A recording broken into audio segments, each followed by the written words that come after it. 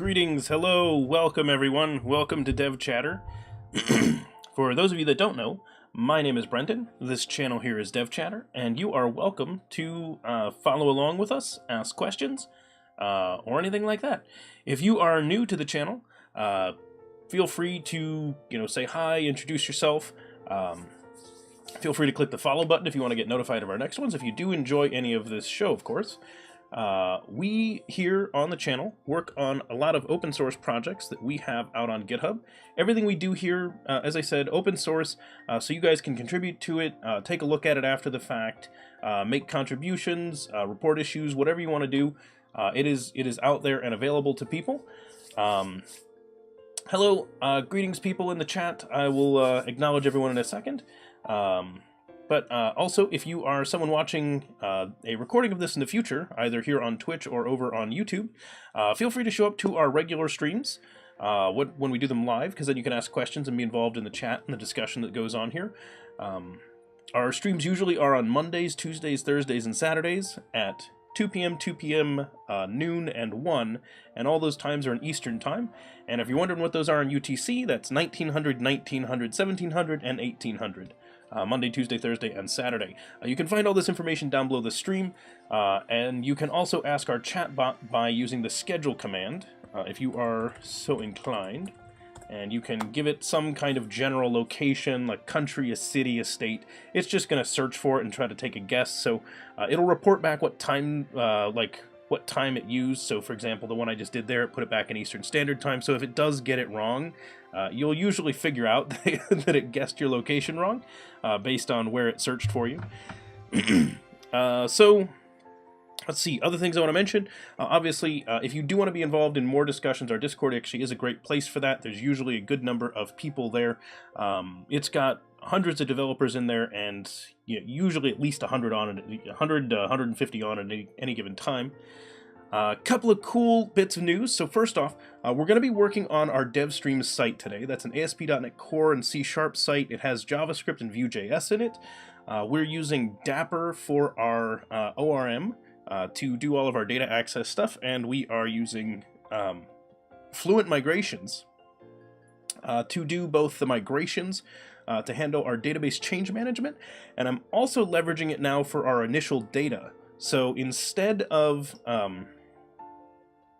having an after-the-fact thing that separately adds this in, I'm just putting it right into our migrations. So when you get a new version of this database, if you are interested in working on this project, you want to set it up locally. When you run it the first time, it's going to do the migrations for you, and it will include a base set of data that'll get you started. So we don't want to have like everything in there, but we want to include some basic things that make the app more functional, like an initial set of tags.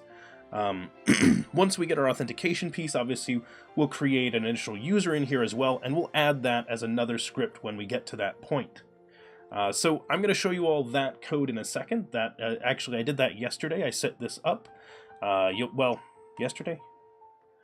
Yeah, technically yesterday, because I used UTC times for this. So yesterday in UTC, that actually does work, because it's not, from my perspective, tomorrow yet. Oh, time's confusing. Anyway, so hopefully everybody's having a great Saturday. I think that's most of my intro. Let me just make sure I didn't forget anything that I wanted to mention. First off, welcome. We're going to be doing some interesting coding today. I mentioned that. No, I think I got pretty much everything. So we're going to go ahead and get started here. I noticed Green Dolphin Sunny said hi in the chat, so welcome, and anyone else that's out there as well. Yeah, welcome also. Glad you are here. I think I've given enough time for the people that want to show up right at the beginning of the stream to wander in, and we'll take a look at this code. So, first things first. The thing that I noticed Greendolf commented on that's pretty funny. So what I did here is, now obviously I could have used a for each loop instead of doing this. This was just me being silly in this file. Essentially what I did was, I said there are I think, did I do 3 or 4? I did 4 different types of tags that I kind of wanted to just roughly put in, because this was an easy way to just shove in a bunch of similar data. I came up with 3 different categories. There's programming languages. So there are going to be a lot of tags for programming languages, because you might want to specify, as a viewer, you might be interested in viewing one of these tags. So knowing which channels tend to do that kind of thing, kind of helps. So for example, if you're really interested in Kotlin, you might try to find a Kotlin stream to watch, and it would be nice if you could find one of those. So our basic thing is I wanted to create a tag, give it a name and a description, and the description on the programming language tags is just for streams using the blank programming language. So we just kind of inserted it in with a string, pretty easy. The next thing is I tossed in a bunch of languages.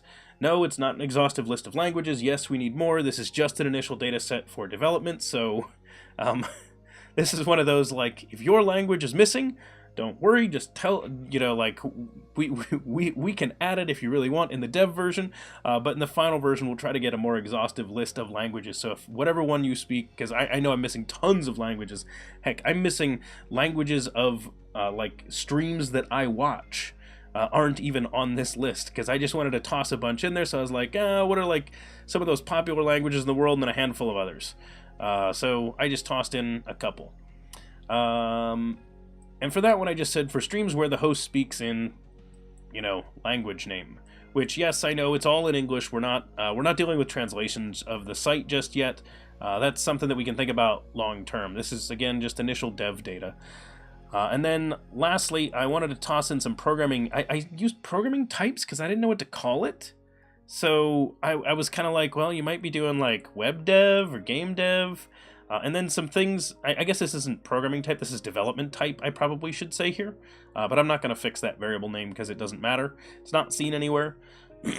So we have things like Android applications, iOS, and I was like, okay, a handful of things. Someone might do a stream that focuses on security. Disciplines, ooh, fantastic word there, Greendorf. See, pair programming for the win. I will put that in there because that is too good to not just fix right now. Why did that not rename? I don't know why that didn't rename, but boom, disciplines. And then lastly, I also put in, I called this frameworks. Not everything necessarily in here is going to be a framework. Some I might call a library, but they seem to clump together nicely, so we went with this. So for streams using blank, and then this is basically the structure that we went with here, and I think it works out nicely. So we've got .NET Core. So I did all the tech stack that I use is obviously on here, and then I put in a handful of other just things that I was like, yeah, we'll toss this in here. Again, dev set, not the exhaustive list. We're going to add tons more, but this ought to be enough to get us started and let someone actually use it. Add jQuery. Yeah, Greendorf. I'm going to add jQuery to that list. Getting right on it. It'll be in another commit. You won't even see it. Crimson, I think Java's in programming languages. I didn't put it as a framework. I could have put it there. Yeah, see, it's right there. Renaming a variable thanks to Greendorf. Greendorf, you're going in the commit. Congratulations, you win. All right, that's perfect. Hang on. Very, very important thing I got to do over there. I got to hop in the RPS rock. Oh, and Crimson Green, yeah. I don't know if everybody just noticed. And yes, hi, welcome, happy Saturday indeed. The cool thing, if you are a sub to our channel, you now have access not only to our hype emote, but also to our derp emote. So Twitch did an upgrade recently and actually allowed us to have 2 tier 1 emotes for DevChatter. So they said we're a big enough channel that we can have 2 in March. They're actually going to give us our 3rd one, which means that I'm either going to make a new emote by then, or everyone will get access to our like frustrated dino fail emote as well. So really cool stuff. So yep, a new emote for all of our subs here. So you all have access to derp now as well, and I am already working on getting us our extra emotes because we're gonna have, like, these are additional slots, so we'll still have spaces for our tier 2 and tier 3 emotes. And we'll see. We actually don't need many more subscribers for us to have another new emote in April. So we'll see how that goes. Hopefully we can pick up a few new subs, and that would be awesome. Okay, so this was our initial data. I did one other bit of initial data that I am going to show you. Hilariously, I wanted to make sure that we had a channel there, so I of course added my channel. Why wouldn't I add my channel? Anyway, again, as I mentioned, just for dev data, and of course, once we create the site, I'm going to have my channel in there. So this data will be in the final site anyway, so I tossed it in here, and we'll add more also later. I didn't want to add too many. Hey, there you go. Great, thanks for gifting that sub to Janisku, who really does need it. Janisku's been here like forever, all the time. Exactly, yeah. I love Green Duff comment. Janisku's here more than I am. So the question: are we working on the migration today? We actually just did. We just finished up most of our migration here. We may still need to do a little bit more with the migrations. I was just showing what we did here with the last bit of what we did in our migration. So we actually just wrapped that piece up. But you can take a look at our videos from the last couple of episodes if you want to see what we did with those. Didn't want to add too many. Wow, Echo Strike. Yeah, that was, yeah. Whew! That was that. No. Hang on.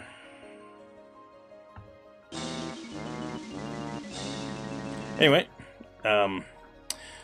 let's continue on. So we added that in. Let's take a look at the website. So here's where it is right now. I want to get this. My goal for today is get this application to the point where it is ready for contributors to come back and work on it again. So we had some people work on it before, but I want people to be able to make some changes to this site with, without us being involved in it. And in order to do that, first off, we need to finish the migration. So that means I'm going to fix all the bugs. That doesn't mean we're going to make everything that we have implemented work and be done. It means we're going to make it so that it's not failing anywhere. So as long as we're not getting errors from basic operation, I'm going to merge this in and we're going to call this the new version. The big change we just did, and the reason why it's not ready for people to do that, is that we just changed basically our entire app because Entity Framework Core, we used the scaffolding, so it was littered everywhere. We ripped it all out. We have replaced it. We've abstracted out our access to our database using Dapper. We replaced EF Core migrations with FluentMigrator, so we just did a whole bunch of stuff, and once that's merged in, then it'll be safe for everybody else to use. But we wanted to finish that first.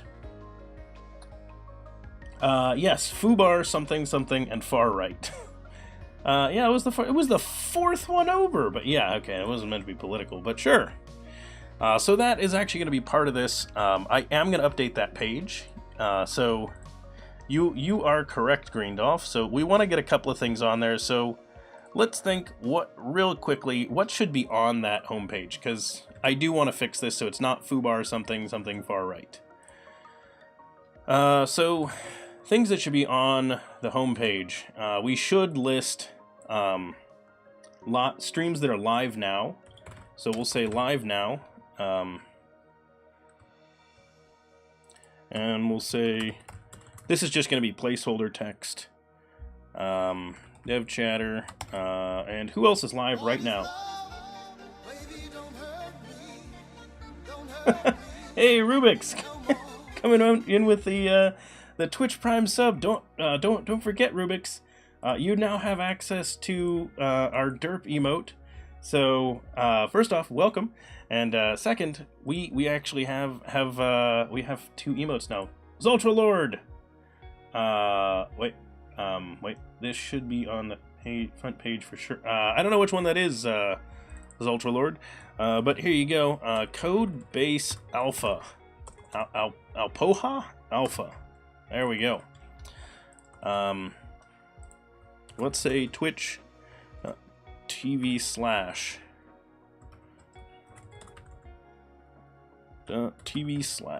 There we go. All right, so we definitely want to say who's live right now. Why am I back to 6 months? Rubik's, I have no idea what you mean back to 6 months. So if you moused over the subscriber badge, it goes 6 months to a year, so you have to wait until you get to a year before that. And they do track both consecutive months as well as the sum, but they're two separate categories now for that. Zoltralord, I will check that out at some point. Zoltra, send me that as a message over in Discord, so I'm more likely to see it later. So we definitely want to show which channels are live now. What other things do we want to put on here? I think we want to highlight new channels. New channels. Let's say let's say newly added channels. Let's live now, and then let's make these. We're gonna do 3 columns instead of 4. 3 columns is just too many. So goodbye, far right. There we go. Live now, something something, and newly added channels. And newly added channels. Actually, this should be Codebase Alpha. That should be Codebase Alpha. Who else has a new channel that just started up? Trying to think of some other channels that recently started. Oh, I know how we're gonna find that. We're gonna jump over here, and I'm gonna click on the Live Coders team, and let's see who's in here. It's got to be someone. Our Dallas is new. And Brandon Satram. So we're gonna say, whoops.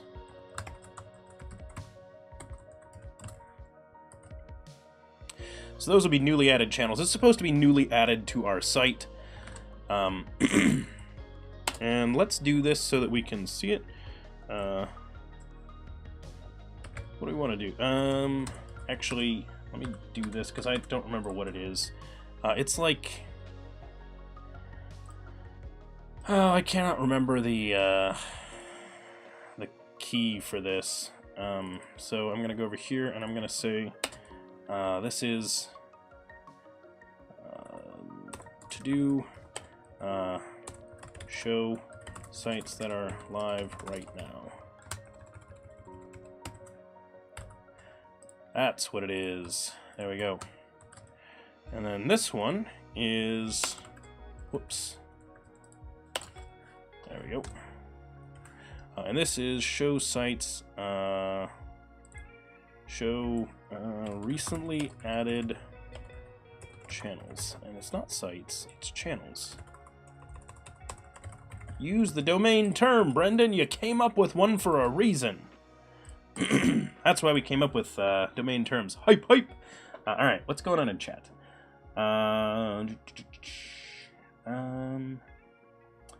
Something, something, something is a 24/7 loop of Gandalf bobbing his head to saxophone. Zoltralor, that's amazing. I will have to check that out.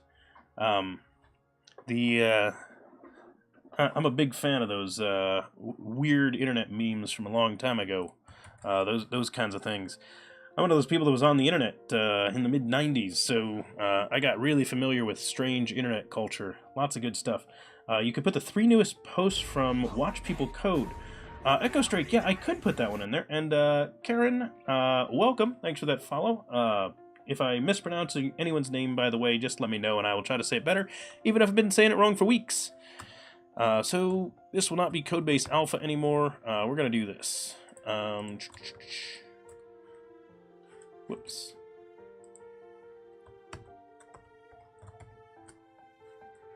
Oh, I'm in... Oh, derp. I'm using a VS Code keyboard shortcut while I'm in Visual Studio. Good job, Brent. I was like, why isn't this working? You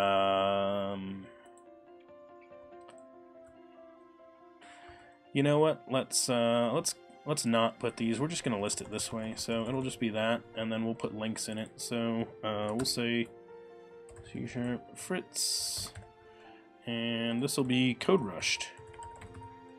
So there we go. DevChatter, C# Fritz, and Code Rushed are currently live, apparently. Actually, let's add another one. Who else is live? According to this fake data. Noobcat and I are never live at the same time, ever. Robert Tables. Congratulations, Robert Tables. You are now live. Greendolf is amazing, I agree. DevChatter invented memes. No, I did not invent memes. I never created my own memes. I just happily enjoyed everyone else's. We had an interesting discussion one time on the stream where we were... what were we quote? We were quoting something. I had a guest on the stream, and I think we were quoting Homestar Runner, and no one in the chat knew what we were talking about. Which, again, old internet humor. All right, what's our third column? Live now, newly added channels. I don't want to dedicate a centerpiece to that. Maybe what we do is we actually show the currently live one and have it muted by default. So we're actually just gonna say DevChatter since it was the first one over there.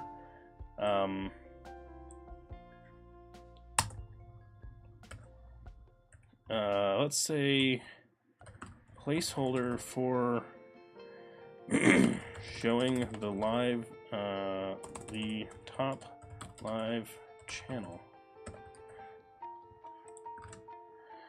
So first off, we're going to do that, and I now want to adjust these columns, because I want that to be a 3 and this to be a 5 or something, maybe, and we might have to decide something else, so that'll be a little off-center, and let's put a box on there, so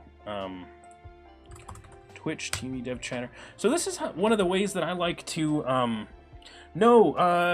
so we could have it paused, potentially.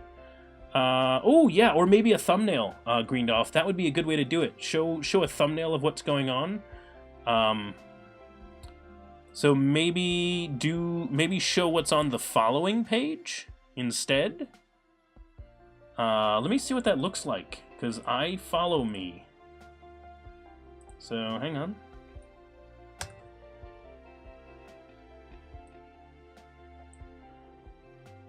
So following, hang on, where's my thing? Hang on. Yeah, so like this. So like one of these. So let's see. I don't know how much of this we can actually get. So let's try and do one of those.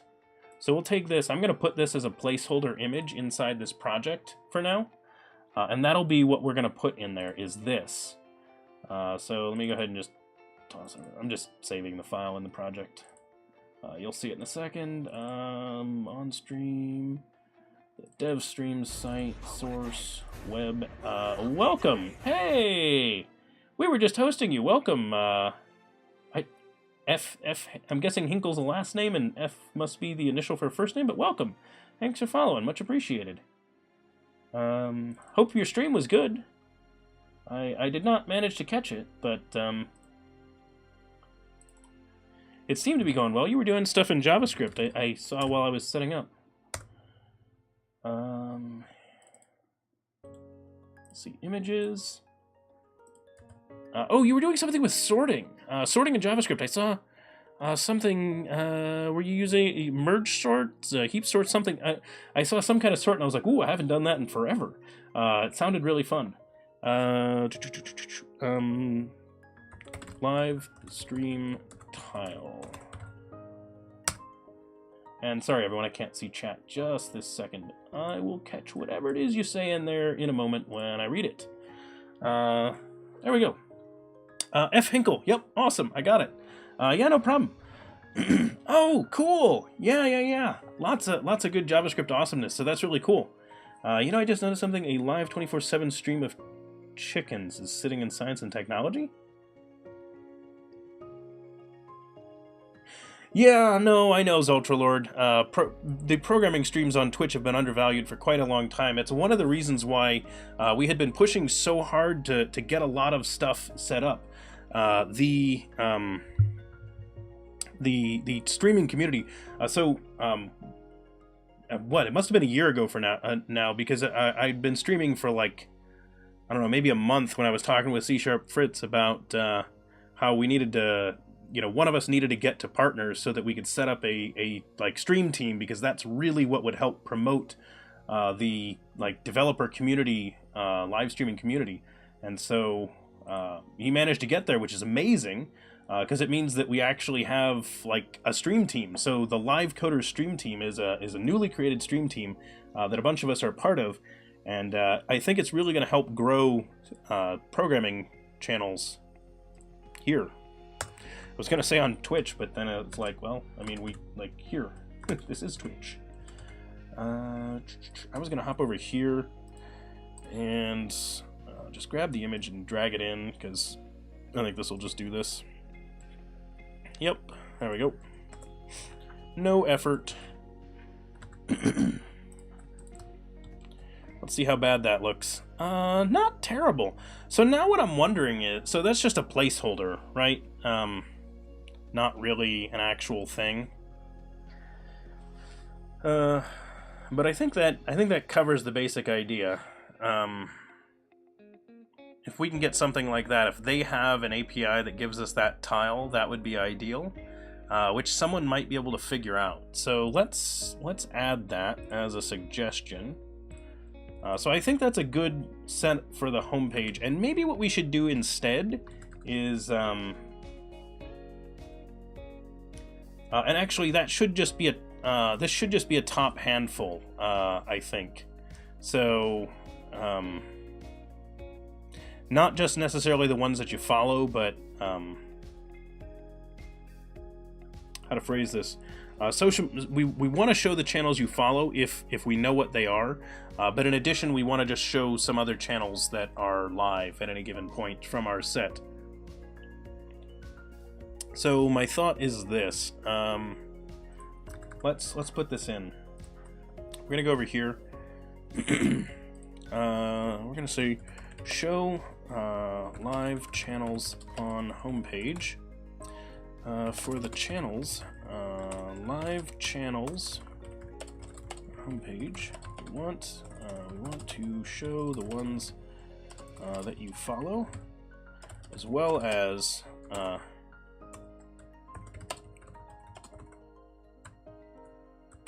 so if you're logged in. And actually, let's do this as a list. So we're going to say the ones that you follow if logged in. The most popular ones. So we want to show our popular channels because we assume that people watch those and want to see those. Oh, yeah. I will repost that link, F. Hinkle. Yeah, sorry, our bot doesn't let people post links in here, but I will gladly repost that one. It's very, very useful to have a stream team. So we've got ones that you follow, the most popular channels, and then I also want us to put in random random assortment of others. So we potentially have, so we might have like 10 channels. So let's put a limit on this. For the live channels on the homepage, we want to show those ones, and let's say limit to 10 showing at a time.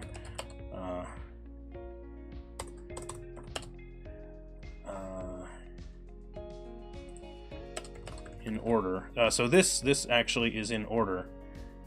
So I should do this. 1 dot, 2 dot, 3 dot. Preview just to make sure I got that right. I did. And I can tell that I got the markdown right because it indented those. So limit to 10 showing at a time. Button to display more. where we maybe take them to a page that shows all of them. Button to see page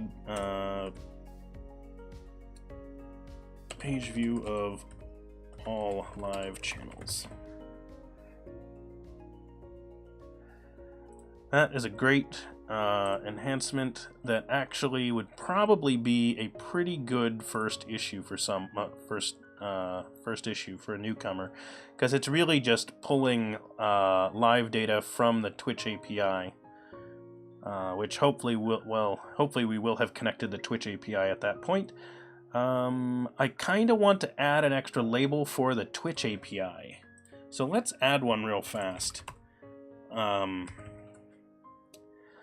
Just so that people can know that they're getting one that has to do with the Twitch API. Where's a good Twitch color? That's a reasonable Twitch color. Twitch has a lot of stuff that's purple. So we'll go with that. Did that not save my issue? Okay, good. I was able to go back to it. Yay. That would have been terrible otherwise. I would have been like, what? No! You lost my issue. I have to type it again. Okay, that looks good, though. I like that. I like that. And then we're going to need to read through some of those other ones, but I think that works. So let's put this placeholder, let's commit this placeholder, because this, I think, describes for people what we're looking for. Add homepage placeholder. That's a real placeholder on the homepage that actually shows what we're looking for. Obviously, when you look at this, that doesn't look right, because that image is just like, it's still got the background on it and everything. It's like, but the concept is there. Hey, we want to show a thing, and like, choose, one to just highlight here, and it's going to be whatever one's on top, I think, is just the one that we're going to show. But maybe we could do something else, and I totally agree with the comment that I think was from Greendolf that was mentioning really disliking autoplay videos, which, yeah, I can totally get behind not making that an auto host. Am I in Visual? I'm in Visual Studio. Okay. Whoops. Didn't I? I thought I hit that.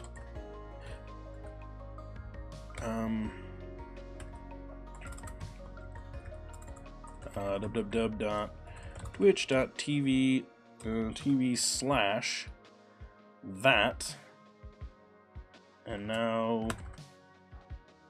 I jump over to here. What? You kidding me? I actually gotta save that? Okay. That was silly. So then we're gonna close that off, and that, and then those all appear, and then I'm just gonna say DevChatter for now. And then we're going to change that to C# Fritz, code rushed, and Robert tables. Okay, let's take a look at what it looks like now. Those are links. Hooray! Okay, fantastic. That gets the point across. Those are links to those sites. Awesome. Show channels that are live right now. Brendan, you know how to English. You were trained in English. All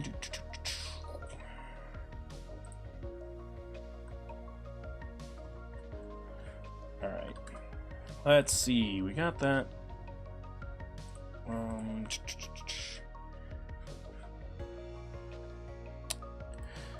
Live now sites are links on that on the homepage. I probably should have just you know what? Screw it. I'm doing it. Someone's gonna yell at me. I want clean git today. I feel like having clean git. So we're gonna do this. CD DevChatter on stream. DevStreams. Git add.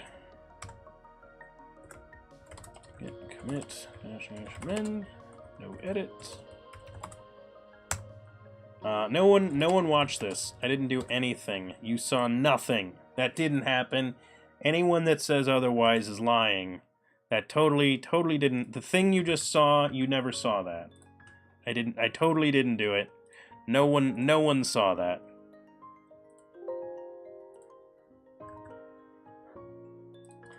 That was a joke. You all saw that. All right. Yeah, exactly. Just like, we all saw it. Yeah, I know. I wanted to fix it without I shouldn't have pushed before I did that. So that was the problem. Okay, so let's go ahead and try this out. Yes, we see all. Okay, so here's what we got. So the calendar page. Did this wire up now? Does this work now? Oh, there's no data here. Sorry. I was working on a different site yesterday, so there are tags. We seem to have them. My channels, we have this one here. There's nothing on the schedule. Let's create a new thing for Monday. So these are not wiring up correctly. We have to do that. But now if I go to this page, can I adjust that date and get anything to show up? Or is this still not going to come back with anything? No. Okay, so this still isn't coming back with data, so we're going to...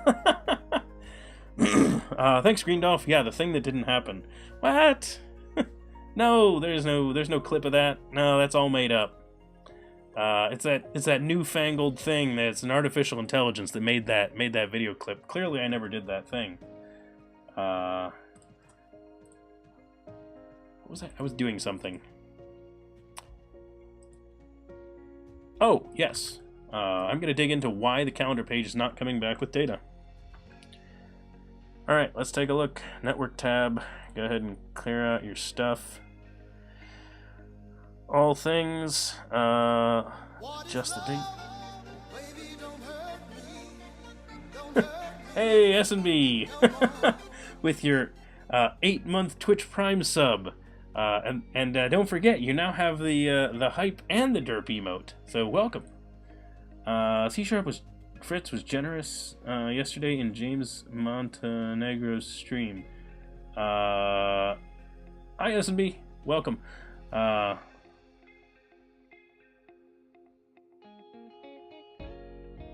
Oh, did someone gift a bunch of subs over in that stream? That's awesome. Yeah, we now have the derp emote available as a tier 1 emote, which is really cool. Okay, so either way, let's take a look. So when I adjust this should have called out to events, and it came back with no data. So no error, but we came back with no data. So let's find out, first off, is there actually data in the table that we're requesting? So step 1, any data in the table? Programmability, no, what? No, tables, I know how to do this. Yep, that's data. Yep, those are start and end times. Oh, the data's not come. I know what's going wrong. We're hitting that bug with simple CRUD again. And our conversion, our type handler, is not getting run. I wish I could figure out why it's not using our type handlers. So let's go to the events controller. So this gets called API/events. We come in here, we post some data into this, and then we call our get on our stream session service. So this is where things go wrong. In here, we call this, and ooh, nope, it's just this wiring up. Okay.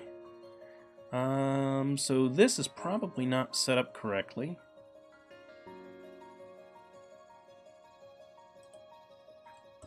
First off, let's undo that, and undo that. We're gonna actually pull back all the data now. Well, actually, let's wire it up the simpler way first. So step 1, breakpoint. Step 2, breakpoint. And step 3, breakpoint. So we have 3 breakpoints. I'm going to stop the site running over here while this one builds and starts it running over here. So we're going to debug in and take a look at that.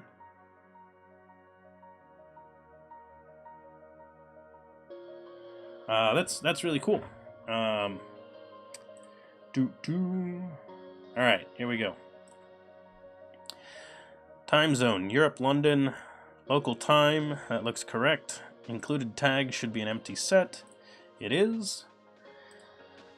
Next thing, let's go ahead and take a look. Our day start values, yep, and yep, those are correct. And then we come in here, that creates the args. And then when this event fires, ooh, we never hit that breakpoint. That means it didn't come back with any data.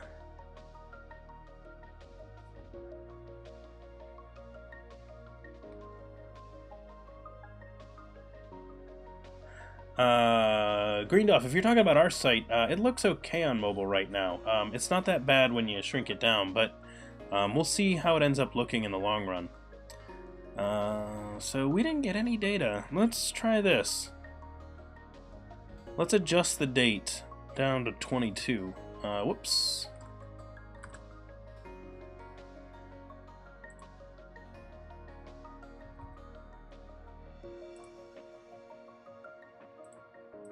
Let's just do that.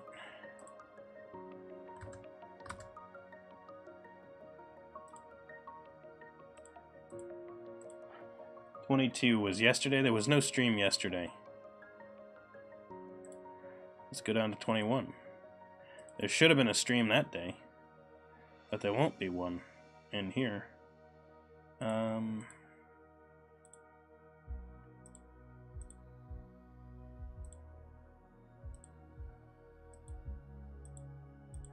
Sorry, I clicked that button a bunch, I think, and that's what we're hitting here. Oh, geez. That number changed a whole bunch of times. How many times am I going to have to click this now? I'm just going to stop the site. That's not worth it. So something's wrong with this. Let's take a look. We're going to take this over into here. And we're going to go ahead and take a look in the sessions by doing a new query. We're going to put this over here. That is no longer like that. Get rid of this. And these values, this was 2018 0222. Oops, we should be doing 23 because we should do today. And this is 2018 0224. And let's see what we end up with. How do you run this? That varchar to big int. Oh, right. This needed to convert. Ugh.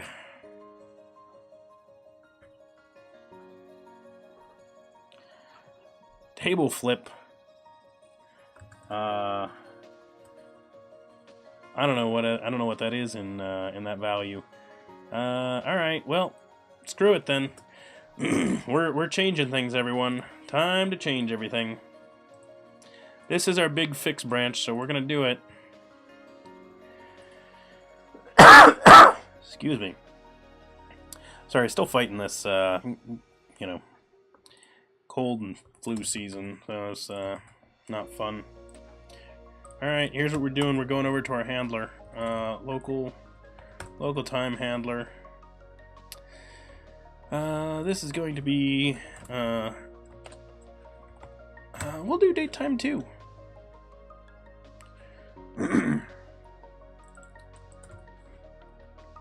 Actually, can we do date time offset? No, we'll just do a date time, and we'll just go to the UTC value.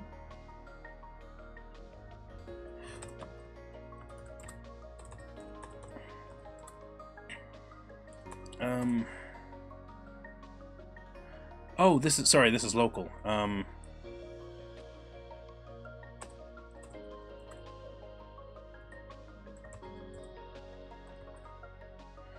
So it's a time span.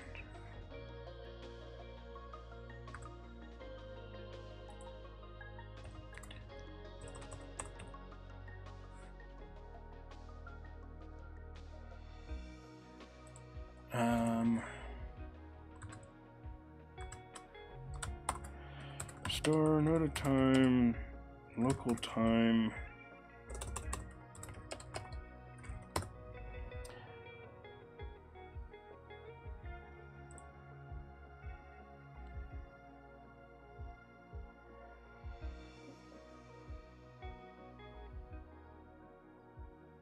Yeah, to store that, but what about local time? Not an instant. I don't have an instant, I have a local time.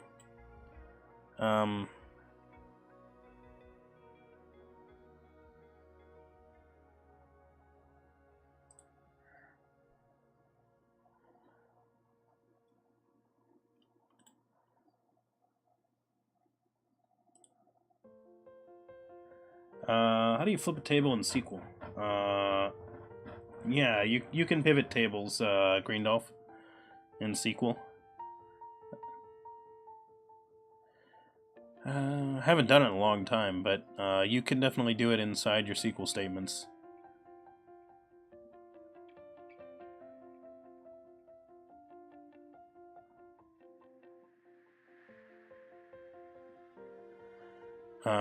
Yeah, but that's not really what I want.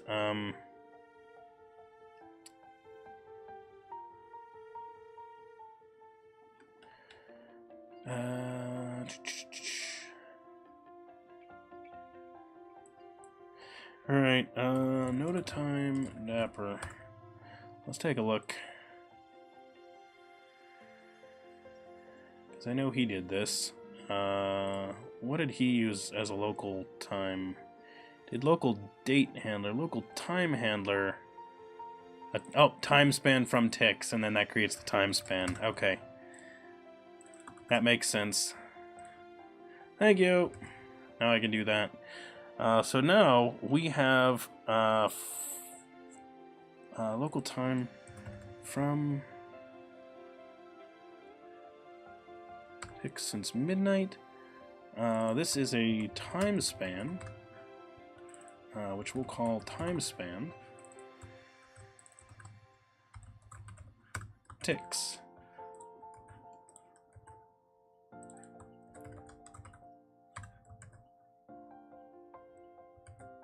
Tick of day from ticks. There we go.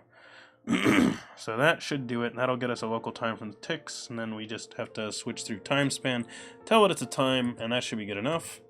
And that'll let us store that as a SQL time value instead of a number. And then our other one is this one. And this, instead of using our big int, we're going to use a... do we use the date time or the date time offset? We'll just use the date time to date time UTC. And that'll be good enough.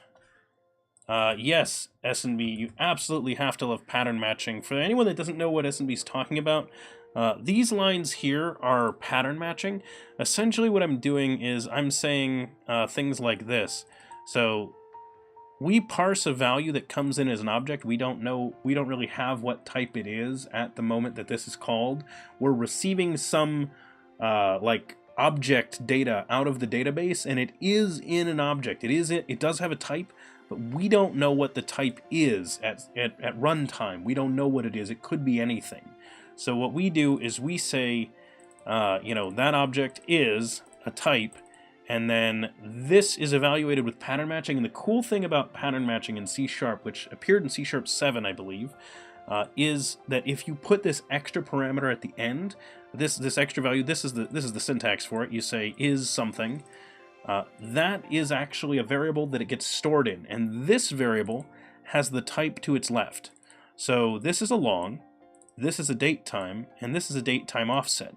And the value gets put in there if it really is that. So it's really, really cool if you haven't seen that. So we already wrote this to accept date time as a possible value we'd pull, so cool. If we happen to get something that is in Unix ticks, like we pull something that's supposed to be a date that's a long, we'll pull it out like that.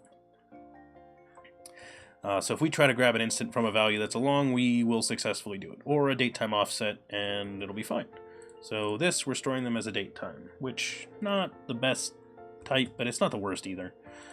So I have two options at this point. We can either leverage the fact that we are writing a code error. Hey, welcome. That we can install Penner. Hey, greetings. We can either leverage the fact that we are building this right now and we're in the early stages and we don't really have a legacy database existing somewhere. It's currently only running on my machine, so I could nuke my database, start over, and not deal with it. Or we can do this as an actual alter. I think this is a good opportunity to do our first alter statement inside of our migrations, only because we should probably have one. So let's go ahead and do that. So I'm going to bring this up, and we're going to go ahead and say... FluentMigrator. Yeah, sure. Basics.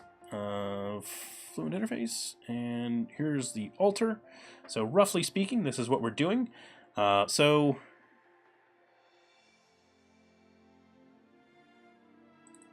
we're going to do that, essentially. So let's open up a migration. For which thing? We are altering stream sessions. So let's do this. First off, I'm going to duplicate that line. And then I'm going to say public class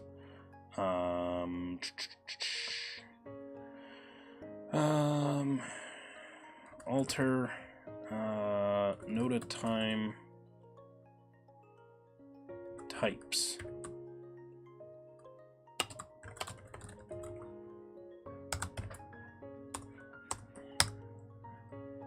And this, I'm going to move to its own file.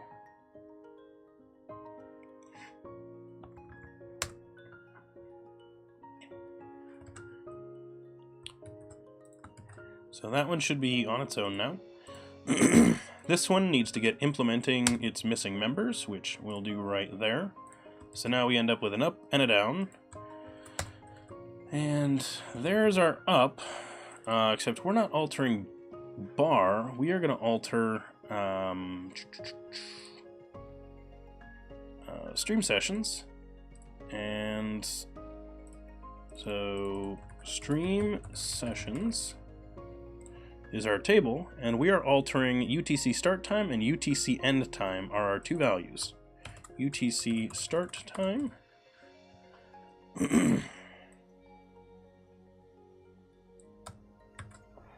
and UTC end time. So here is our opportunity. So if we want this to be a safe migration and we want to be able to preserve the data that's in there, then we have extra work to do. So that then becomes the question of, do I show you how we would do that? And I'm going to go ahead and say yes, only because someone in the beginning of this chat asked me if we were going to be doing migrations. So I'm going to show how we would do that in this migration. And here's what we're going to do. So first things first, we need to save the existing data. So imagine you're running into this and you have a real live system. In our case, we don't really have this, so I don't really need to do what we're doing here, but I'm gonna do it anyway just because I want to show it. So let's go ahead and we're gonna pull up NodaTime, which is right here, and you'll see that I have it installed in our web project and I have it in our core project. Now, since we're using this as our time system, I'm not too worried about NodaTime getting passed around as a dependency in our project. That's not a huge one, so I'm not worried about it. So I'm going to include that also in our infrastructure database project. And it might end up somewhere else too. Again, it's a very core library. It's just how we do our date times. We already had a dependency on the .NET framework, which had date times, so I don't consider this one much of a concern. So we're going to put it in there. So here's the deal. So we put that there, and once we do that, we then get into this territory where we need to leverage the data. So here's the data expression. So if we want to preserve this, instead of altering the table and altering the column, what we're going to do is we're going to create a new column. We're going to alter this column by changing its name. So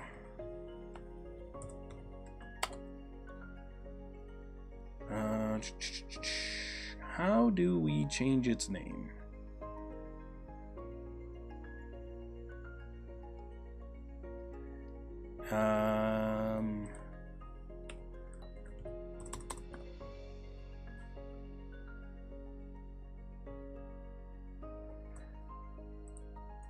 How do we change its name?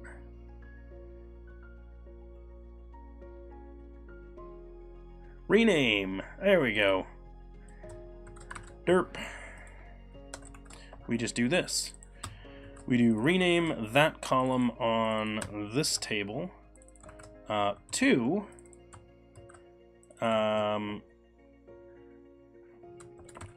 old. And then this will be end time. And that'll be end time. So here's what we're going to do. We're going to rename those two columns. We're going to add two new columns. So we're going to say, so we're going to do that. And then we need to do this. We need to alter the table, add a column. Not nullable column. So we're going to do it basically like this. So we're going to say to this table, add this one as that, not nullable.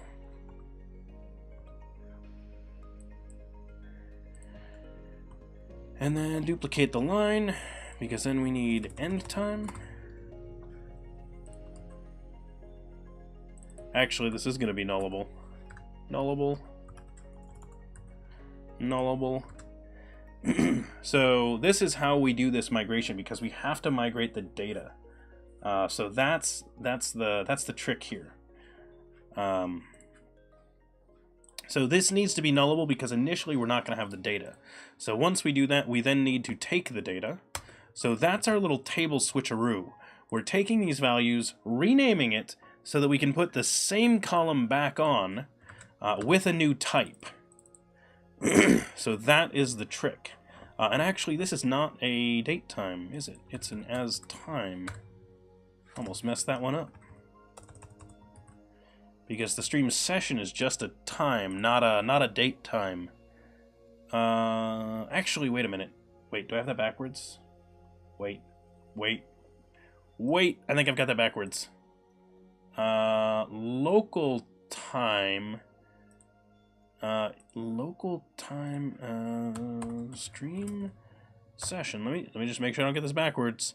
Sessions have the instant. This is the date time. As date time. This one's the date time. The other one is the time. Okay. We got it. We're back on board. What headphones? Stool Pinner, thanks for tossing the link in there. Yep. Those are the you can find links to all the stuff that I use for the stream down below. So they're bone conductive, so I can actually hear everything around me. I've got family here, so sometimes my son will be sleeping right on the other side of that wall back there behind me. That obviously the wall behind me is not Visual Studio. There's a green screen behind me. I'm not inside the computer. I know it's complicated. All right. Let's see. So data. So we need to work with the data now. So we need to insert into that table.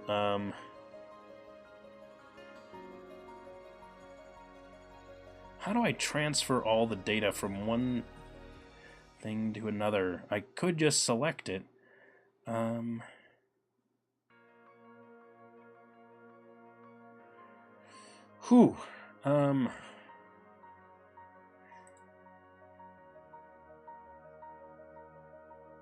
I could just use raw SQL, actually.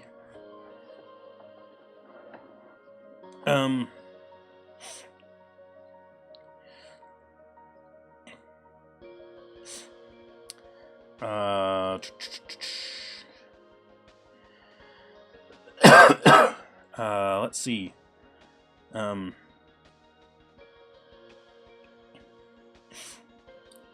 let's try. You know what? I'm gonna try this. We're gonna see what happens. If this fails, it's not the end of the world. I can just run it again. So here's what we're gonna do. We're gonna say insert into table stream session.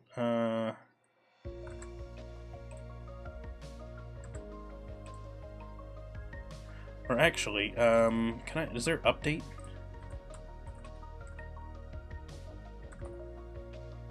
Update table. Stream sessions. Set.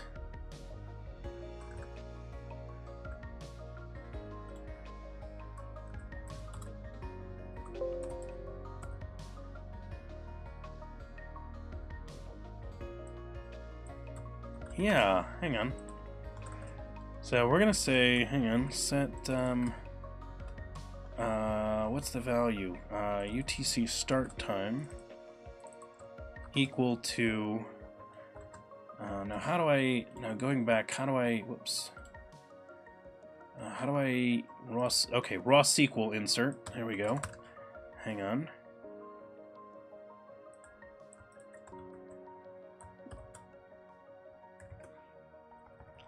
Where, actually, do I need the where? I don't need the where. This is just for all of them.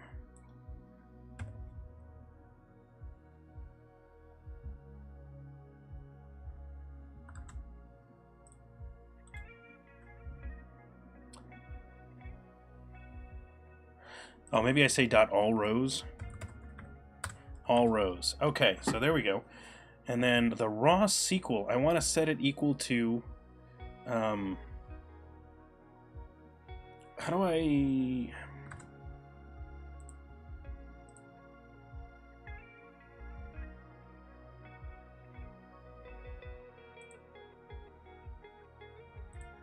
yeah, using raw SQL, how do,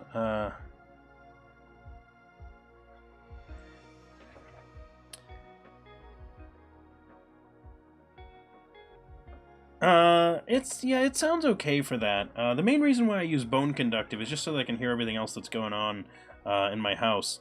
They're okay for that stuff. If you want higher quality, there are probably much more expensive bone conductive headsets that you can go with for higher quality audio.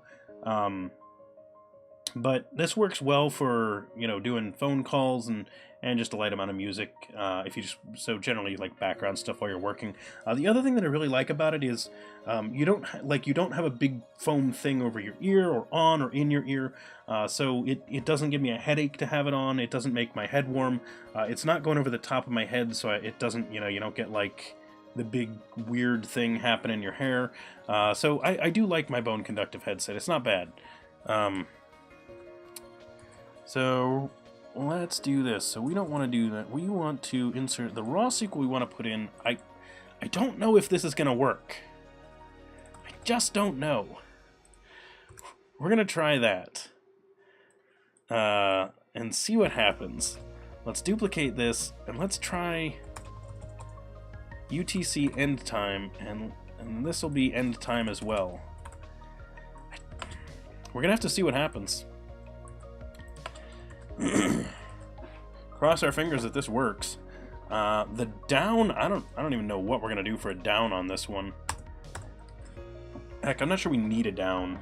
Derp.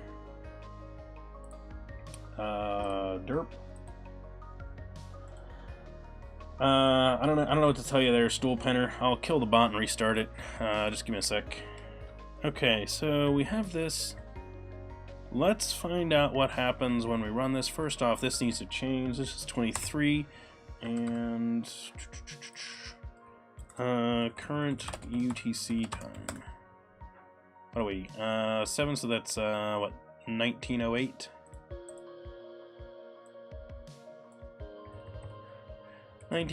Yes, I know I could automate that, but I can do that just easily enough for now, so it works.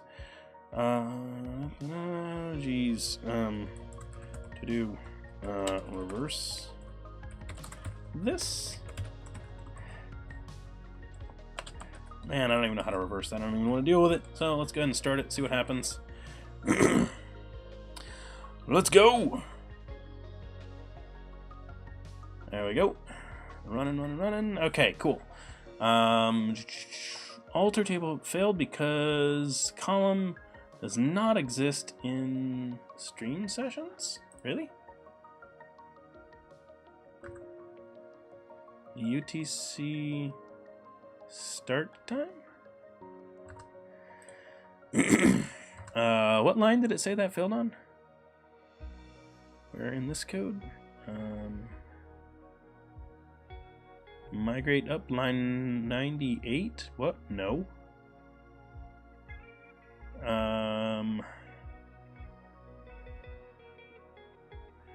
So I guess that doesn't tell us where in this code it ever was, because it's running it somewhere else.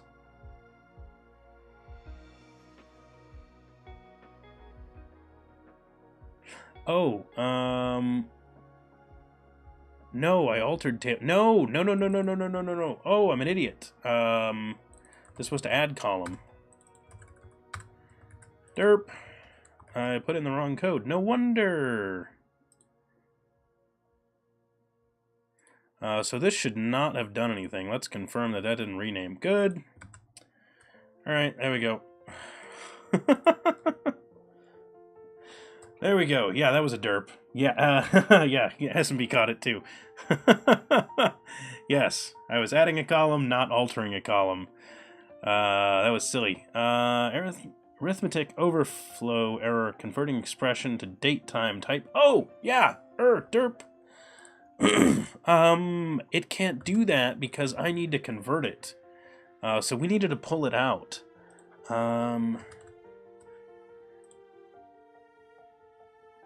So I can't do it the way I was about to.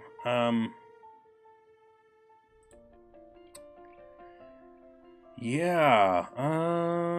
Alright, well, in that case, we're going to do it the fun way. Which is this.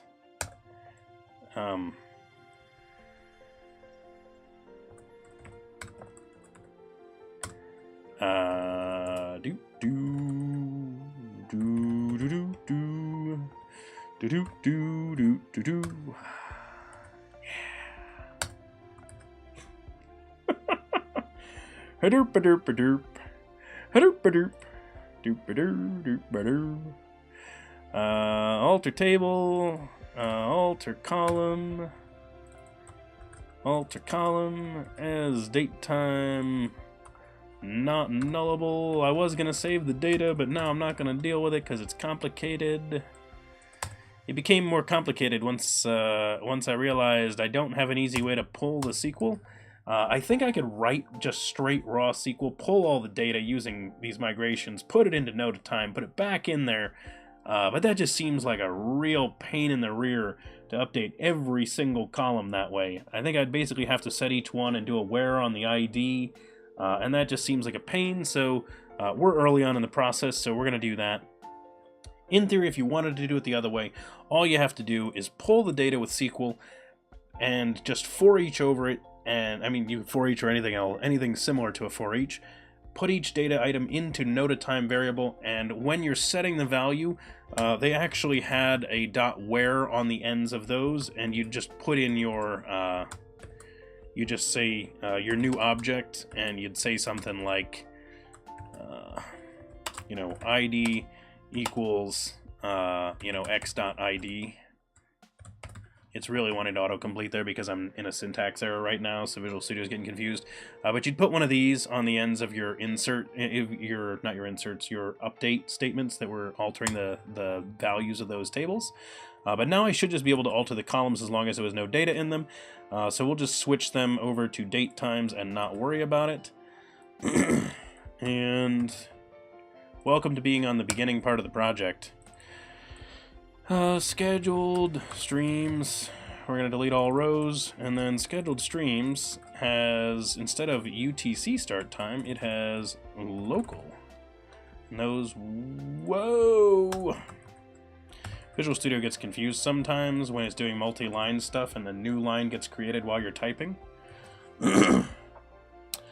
S&B, yes, we are creating seed data for the database, and we're doing that in here, but we don't currently seed in any data that is of the stream sessions or scheduled streams. So the only person currently being affected by this is me, hence why I can just tell it, you know, just delete all the data. And yes, we do need to delete sessions before we delete the scheduled streams, because there's a foreign key from this one to that one. So that ordering is correct. The way that we reverse this is actually not that hard. So without doing the complexity of actually trying to switch the data, actually it is this whole thing again. It's basically you have to delete the data again. Is going to be the only way to do it. So no one's going to want to roll this back. And then this is going to be as a int64 non-nullable is what it will alter to when we do that. So that would be the down, which we're not going to use. Field agreed. Welcome. Thanks for following. Much appreciated. What's the shortcut to copy more lines directly under the marked ones? If you're talking about how I'm doing this, like this, where I'm just hitting a keyboard shortcut to just do that, I'm hitting Control D, and Resharper is doing that. So D as in like duplicate. But you can also do this. You can, while on the line, hold Control C a single time. So I'm not highlighting anything. I hit Control C. I can then hit Control V and do the same thing. So when you are in Visual Studio, if you're on the line but not selecting anything, you would copy once and then duplicate with Control V. So there's not a single key for it, but you can still do the same thing. So, in case you're wondering. Oh yeah, Jadiscu's got an egg now. Oh, that's awesome. Yeah, see? That's good stuff. We alter that, we alter that. Okay, cool. So that should get us the correct types that we need for those. That converts both of them, and then we should be good. S&B, so I mentioned we had some initial data. The initial data is our tags as well as our channels, but I did not put any initial schedule stuff in there. I will probably put the DevChatter schedule in as the initial one, because obviously that's going to be in the site as soon as the site is live, and we just need something in there for the test data, so we could put someone else's schedule in there as well. And S&B, actually, now that you're here, you will see what's on the homepage of the site right now. And you'll be thrilled. Congratulations, you made it into our placeholder data. So here's our placeholder data. Looks like the stuff altered correctly. So see, our newly added channel of Codebase Alpha is up there, if I typed it correctly. Conversions should all work, so let's take a look. My channels, schedule. Let's try adding one. Monday 2. So the conversions still aren't happening there, but it should have worked. So let's take a look. View data. Yep, there's UTC start times, alright. And 7 p.m., 6 p.m. Wait, what? What? Wait, what? Wait, what? Wait, what? Wait. Wait. Are these not in order? What's going on? Oh, these are just the Mondays. Oh wow, that daylight savings time shift is coming up soon. So here's the neat thing. So, cool thing for everybody that's wondering. I actually want to point this out because this is awesome. So I put this in when I typed in that data. I don't know if you saw. It's not loading here correctly. But I'll show you what it looks like in the new one. So I put it in as 2 p.m. my time. And I'm at UTC -5, which means that in order to set this to the UTC time, it has to add 5 hours, so it sets it to 7. And then when the daylight savings time shifts right here, so I'm going to be switching to daylight savings time in March, and apparently that is when I'm going to spring forward, and it's going to be 6 o'clock. And if we zip ahead, you'll see right here, when our November 4th episode will switch back off of daylight savings time and to standard time, and that is when that shift happens. So boom, that's why we're using local time, and these get created from our local time value. So we're reporting like what it is, that way nothing gets confused. So if I had just stored that as UTC, it would be 7 p.m. the whole way through and wrong. So that is why we did that, and that is awesome. Love seeing that work. That is perfect. The other thing we want to take a look at, just to show you what I mean, is if you take a look at the data over here, this should have just stored the time values. Yeah, so it's stored it as a time. It's interesting that it's showing it to us here with the 1900, but you'll see it just shows us 2 p.m. and 4 p.m. So that is very, very nice. Yes, time is awful. Skull Crusher for life. So my plan is for it to always be going out a year. So we're going to have some kind of a process that re-ups these values every week or something like that. I agree, time is awful. It is very, very complicated. It is important because we need it, but oh man, time is confusing and complicated. And I am so glad that libraries exist to handle it because, oh, my brain hurts when I think about it. Let's see. Reclaw codes, yeah. Yeah, I'm telling you. Yeah, I'm telling me this. This or that should. Yeah, exactly. Gutted the King? I'm guessing that's your name. But first off, welcome. Hi, greetings. Welcome to the stream. And the question about the tabs.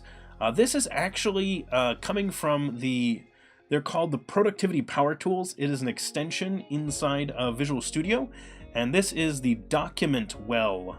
So the Productivity Power Tools is an extension that you install that really just installs like 8 other extensions. One of them lets you have some more advanced control over how these tabs work in Visual Studio. So the way mine are set up, they are color-coded based on which project they are in, and they are alphabetical. So these ones right here, are all coming out of the Dapper project. So these green ones, this red one here is coming out of the Core project, and these blue ones are coming out of the Web project. So it's kind of nice because it keeps them organized, so you sort of know where things are, so you don't have to look around for them. It's cool stuff. And thanks for that follow, by the way. Time is a social construct. Ace Flames here. Yes, it's true. It isn't. So for as frustrating and annoying as it is a very important one also. Because it allows us to coordinate and collaborate in a lot of interesting ways. So first off, let's go ahead and commit this change. Do I need to commit that? No, I'm not going to commit that.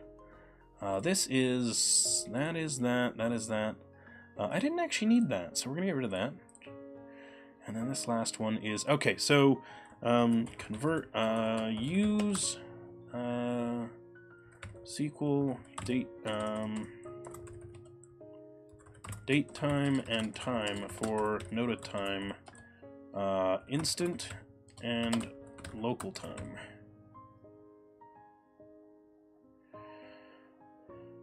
Okay, so there's our switch. That'll do that. And the next thing that we need to do is wire up these. So when we're pulling this data, it's not using our handlers. So that is Simple CRUD biting us again. And it's kind of annoying that Simple CRUD is not letting us get away with this. So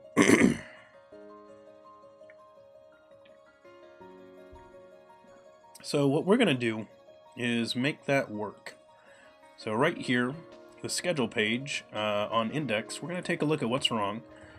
So we're using Simple CRUD to do this, and we put an issue out to the creator and maintainer of Simple CRUD. We put it out on the GitHub repository because it's not using our Dapper type handlers.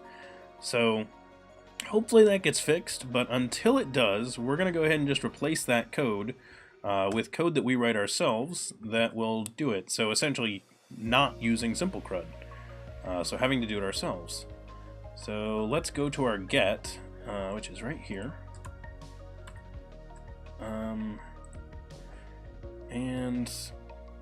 that get async on the type.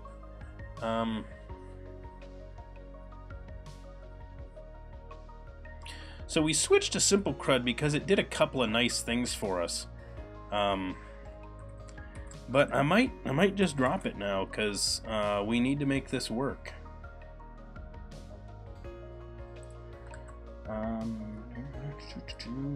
Here's what we're gonna do. I really just need the big thing I need is the table name, because we know that our ID is always ID.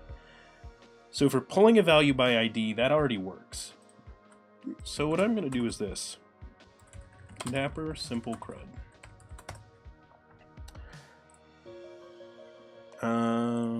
Any traffic on that? Nope.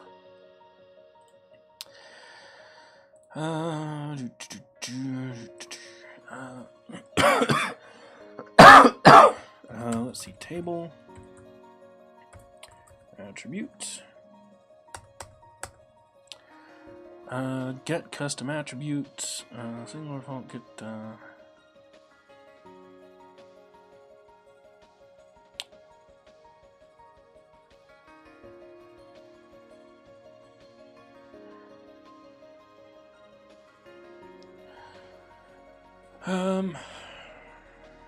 table name resolver for that. So grabbing a custom attribute off of the type, we can do that pretty easily.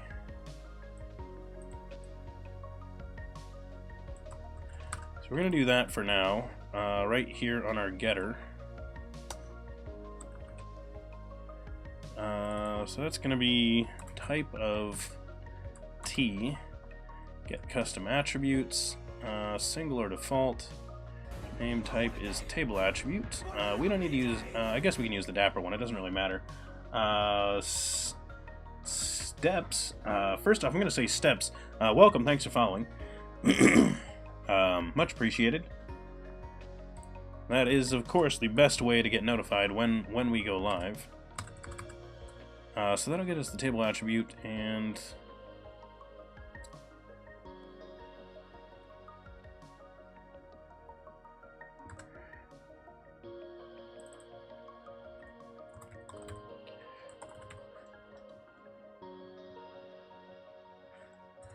table attrib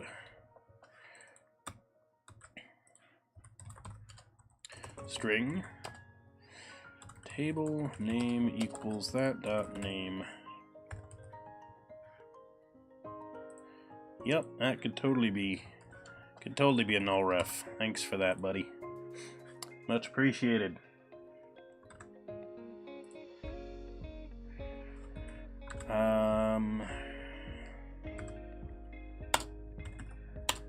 Or it's gonna be type of T dot name plus S. I love my little hack right there. It's just like, yeah, in case you get back null because they didn't put on the attribute, which all of our tables should have that attribute. If you happen to not get it, just try adding an S to whatever the name of the type was, because that is our convention anyway. So, yeah, Greendolf, you like that? I'm hoping to just switch back to this library and not have to use this. This is supposed to just be temporary. Should be. Single is what we want. We're going to want a little bit of SQL in here. Our object parameter is going to be new object with ID equal actually it's just going to be ID. And then we're not going to have a transaction. We're going to have command type. Yeah, that's what we're going to have. We're going to have just that. So we're going to pull that value like that, and then that'll be the one.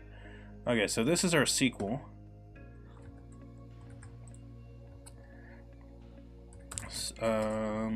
String SQL equals this. SQL, put this in here, $sign that thing. This is going to be select star from, whoops, from table name,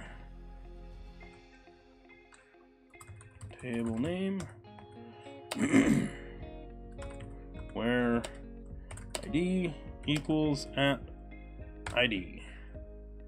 Done. Let's see. If you used URM data, it wouldn't be a problem. True, Greendolf. Yeah, well, the stupid thing is, so does Simple CRUD. It handles it for me. It's just being stupid about types. Greendolf, I love it. Not have to deal with pluralization of nouns is one of the reasons I feel strongly for pluralizing table names. Oh, yeah, Fuel Snable. No, yep, that is totally a legit point. Yeah, wait, yeah, Greendolf has a custom micro ORM. This is just Dapper being dumb and not helping. Well, Simple CRUD not helping us. It's a really great tool, I like it, I just am not sure why it's not using my Dapper type handlers. So, we'll do that, for now. And we'll see if that pulls its values correctly. And then we're also going to have to do get all, so these same ones are going to have to happen. So let's pull this. So that'll still get us the type, which again, the fact that I just duplicated that is terrible. So I'm going to extract that as a method here in a second. This does not have, this is get all, so there is no where on this. It's just that. And then this would be query async. Query async of t and SQL. So select star from table name.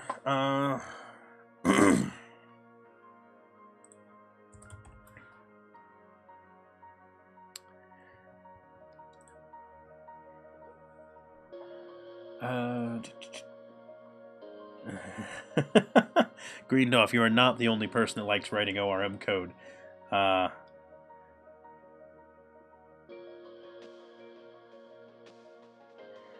President not sure one. Oh man, that is crazy. Yeah, so I try to avoid having home-rolled ORMs anywhere that I work. I have worked with a lot of different ORMs, but it's good stuff.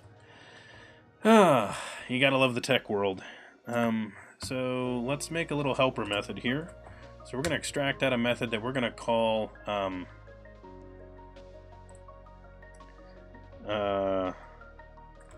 get table name. Hey, that's hilarious. It did the T. That was really smart. Good job, thing.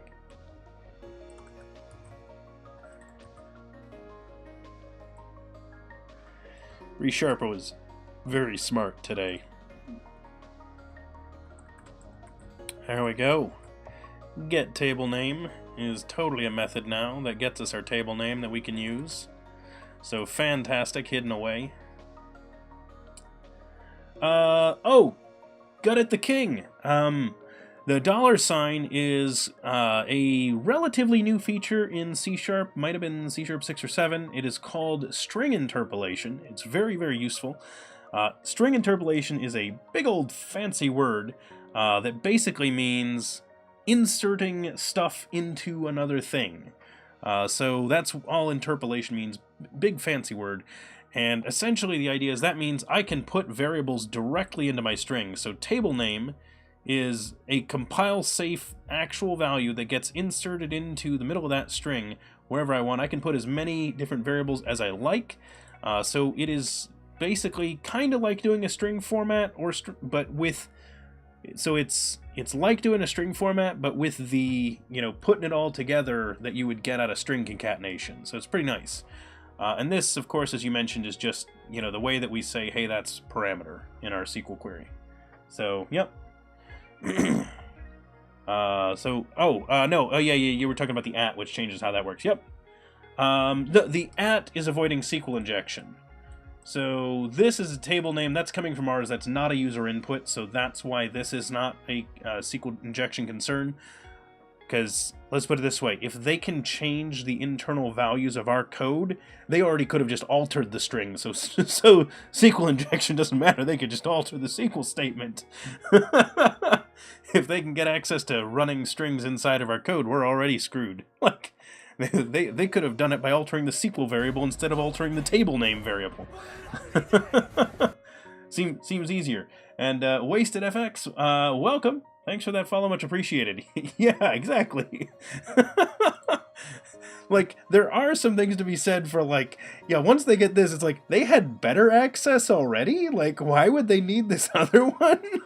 Like, it's like, the thief has the keys to the building. Well, then let's make sure we lock the windows. It's like, wait, what? They've got the keys. They're gonna walk in the front door. Like, what do you mean? Alright, so that ought to work. So we've got those. Let's give this a try. Is the site running? I don't want the site to be running.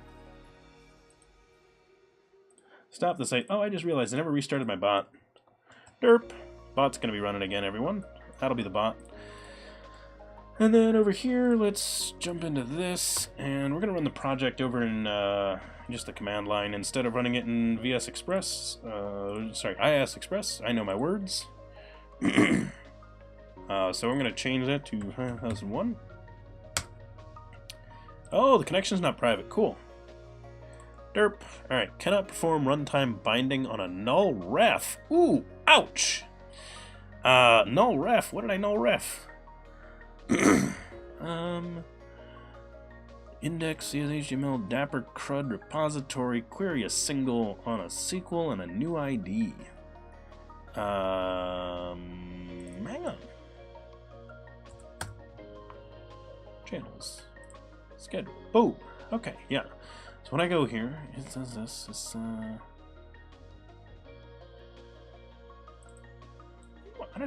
not even sure I've seen this error before. Well, that's a new one for me.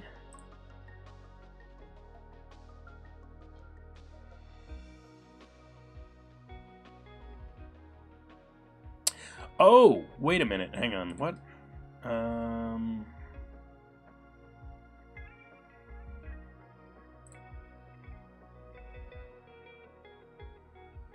Huh. That's a weird error.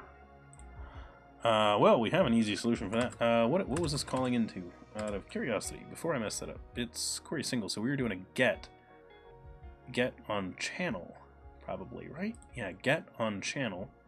So it was this one. Yeah, let's do this. We're gonna debug this. Why not debug, huh? Why not? Oh, someone didn't participate in their duel. My channels schedule didn't even get called. Dapper CRUD repository get channel ID. I've got a breakpoint right there. Why isn't my breakpoint catching?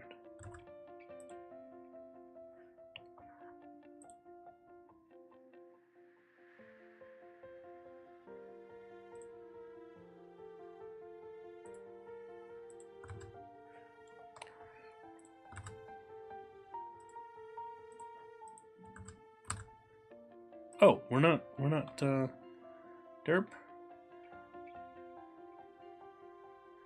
I wasn't debugging. That's a good reason not for my breakpoint not to catch, isn't it?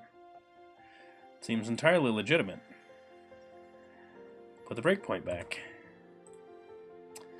There we go. Alright, so ID is 1. That seems legit. Let's find out. What do we get for table name?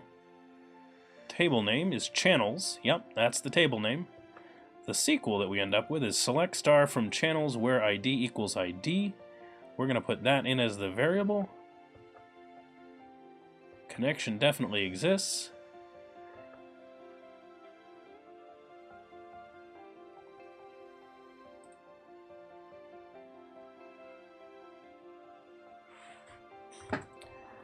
Cannot perform runtime binding on a null reference.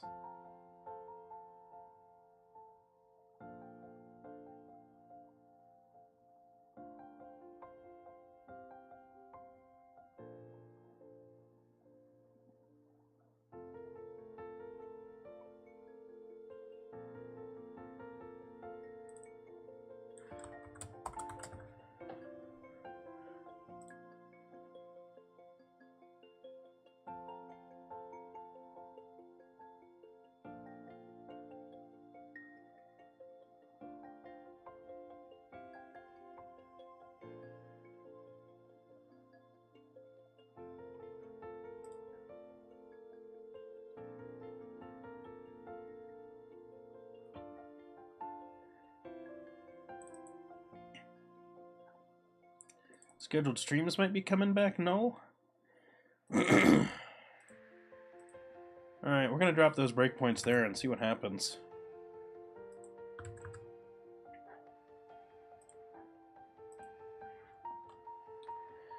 Alright.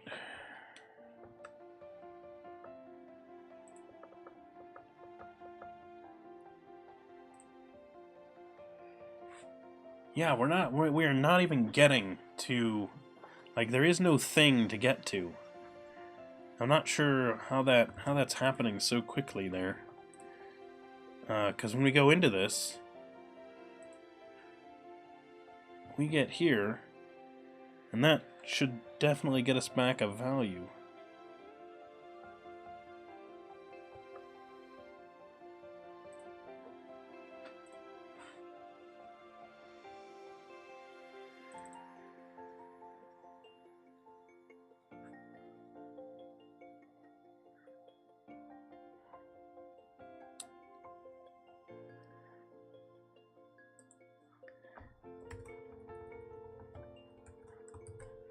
Alright, we'll do that.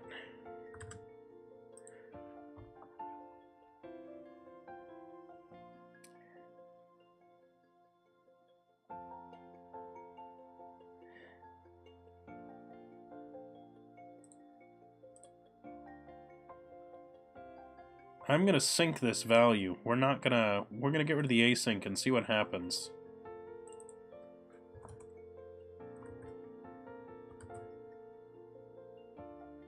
Oh, first off, I was doing a query single, not a query single async. That might have been what I derped. Why did it even compile? I'm not sure why that compiled, to be honest. That shouldn't have. That should have yelled at me. There should have been something yelling at me there. That was derpy. That better have been the problem. No, what? Oh, hang on. There we go. Alright, this is better. Can't do this conversion, so new error. New error is good. Cannot implicitly convert type object to channel. Are you missing a cast? Object to channel.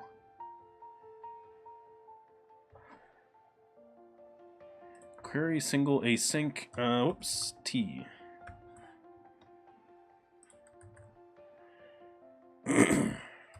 Derp. Oh man, I double derped that. Luckily I can override the cooldown on that. And derp again there, Janisku, thanks. Luckily everybody has access to the derp emote now, so that's good. Positive stuff, eh? Yeah, I derped that.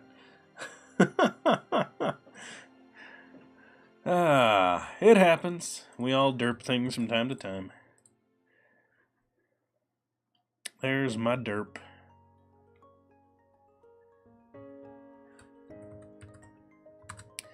Alright, how did this value come back? What did we call to get that? It's not that one. First off, put those back. On this, we call out to this. We say streams select.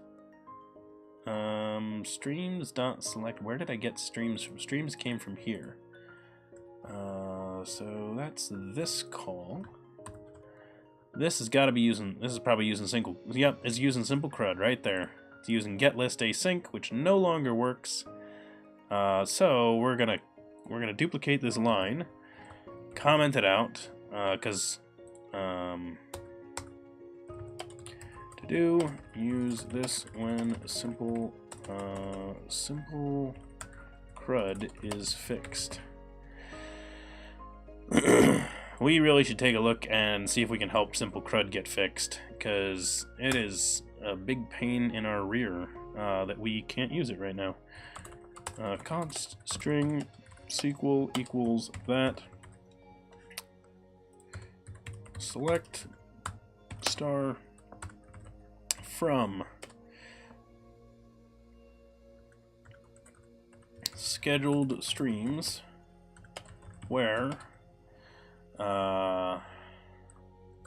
channel ID equals channel ID. with an @ sign. So now instead of doing that, we're gonna say query async of scheduled stream where.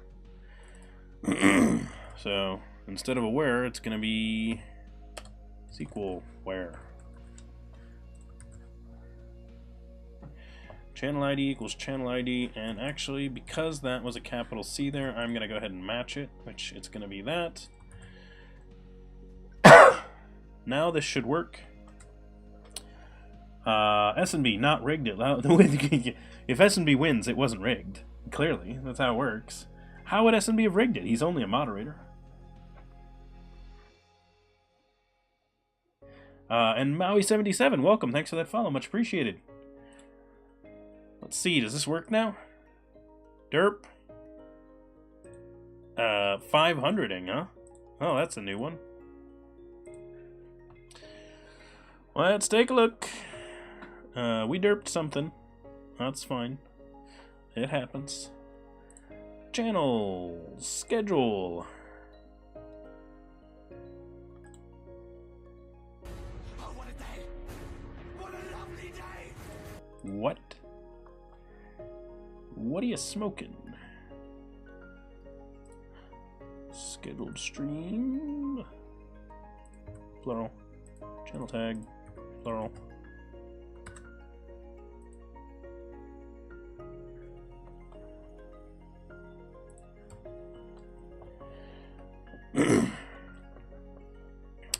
Do do do do do do do do. Gotta make this work. Why are you giving me an error and not actually showing me anything about what's going on with it?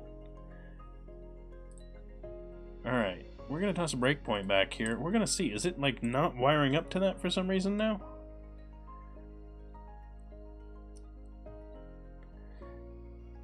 Breakpoint. What you doing, code? What you doing? Alright, so you are getting here. We're coming back here. Creates one of these. You create one of those. Wait connection dot query async for scheduled stream type. We're pulling out scheduled streams object. We're selecting star from that where that is that. This should be doing that. That should be getting us an IEnumerable of that type that we will then toList.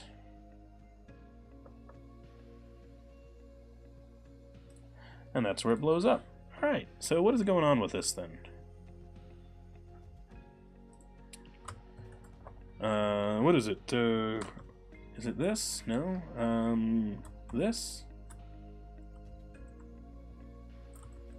Nope. Oh, I cannot remember the keyboard shortcut. Surround with. Try. Alright, let's see what the exception is. I can't remember. There's a keyboard shortcut to get the surrounds with dialog box and resharper.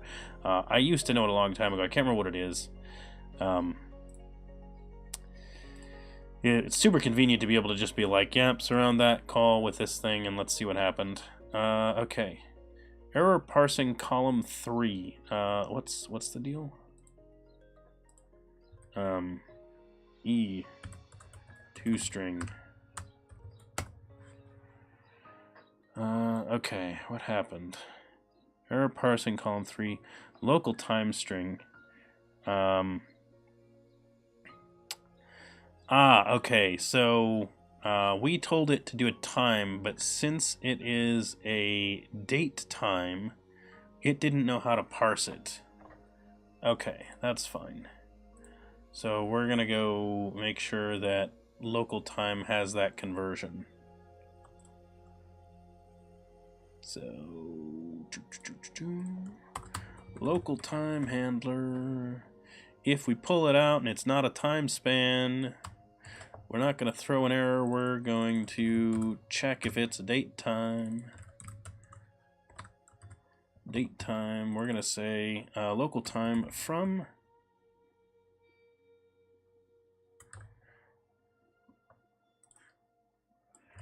date time. That's all the ticks. Which actually might be the right thing.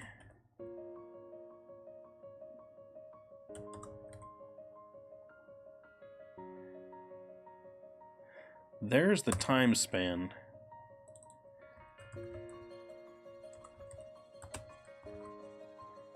So let's back up. Hang on. From tick since midnight.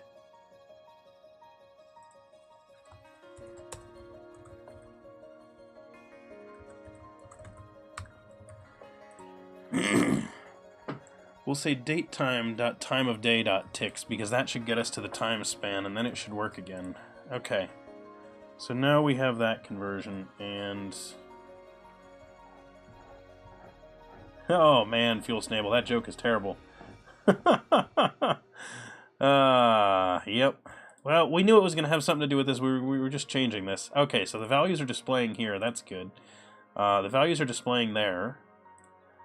Let's see, the details page, the values are displaying. Can I delete this? Yep.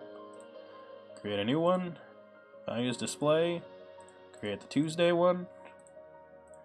And the values display. Create the Thursday.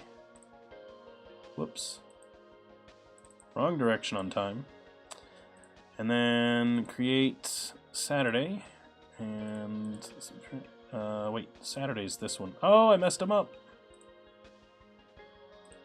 Okay, which means Thursday I put in wrong. How do I not even know my own stream times? Come on, Brendan.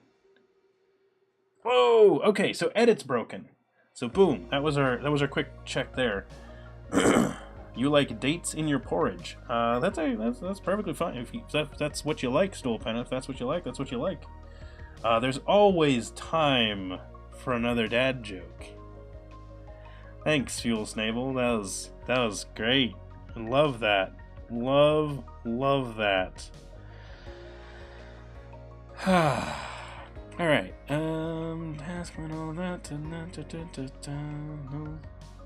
I insert null into UTC time? I apparently didn't fix those. Okay, so edit probably didn't work at all before, so I don't think I broke that this time. I think I broke that previously. Fix table names in channel aggregate service. We'll do that, and then this one is local time handler convert from date time, and then this is a try catch. Then I'm gonna remove the try catch. So let's, because I don't actually want it in there.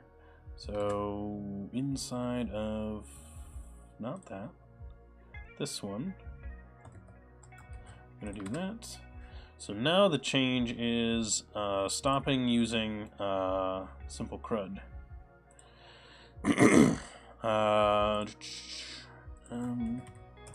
Temporary removal of simple CRUD calls. I maybe should just get rid of all of it for now, and just say, hey, we're not using simple CRUD. Motown Andy, welcome, Motown Andy. I almost didn't figure out what that was. Like, all together in lowercase, I was like, what, Moto W Nandy? But no, it's Motown Andy, and welcome. I love the name. Thanks for following, much appreciated. So our system mostly coped with 100 million events per hour, but it risked filling up the camera. All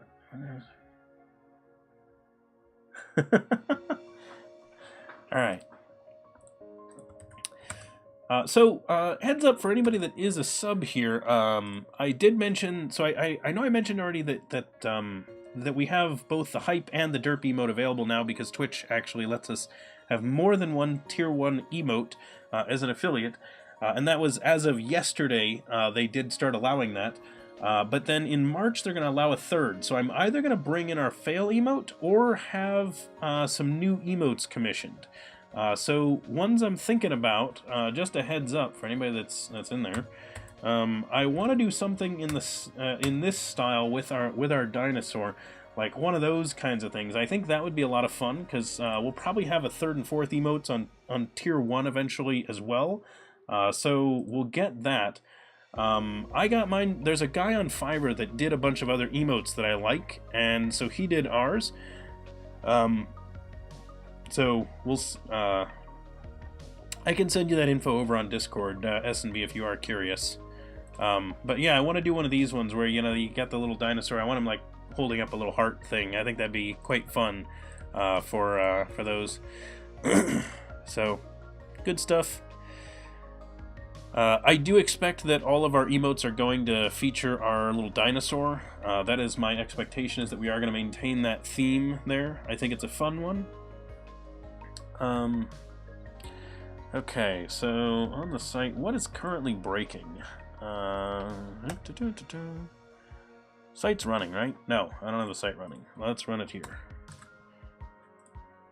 Site is not running on port 5000, but it's about to be. Oh, the other version of the site's running. Oh, yes. Whoops.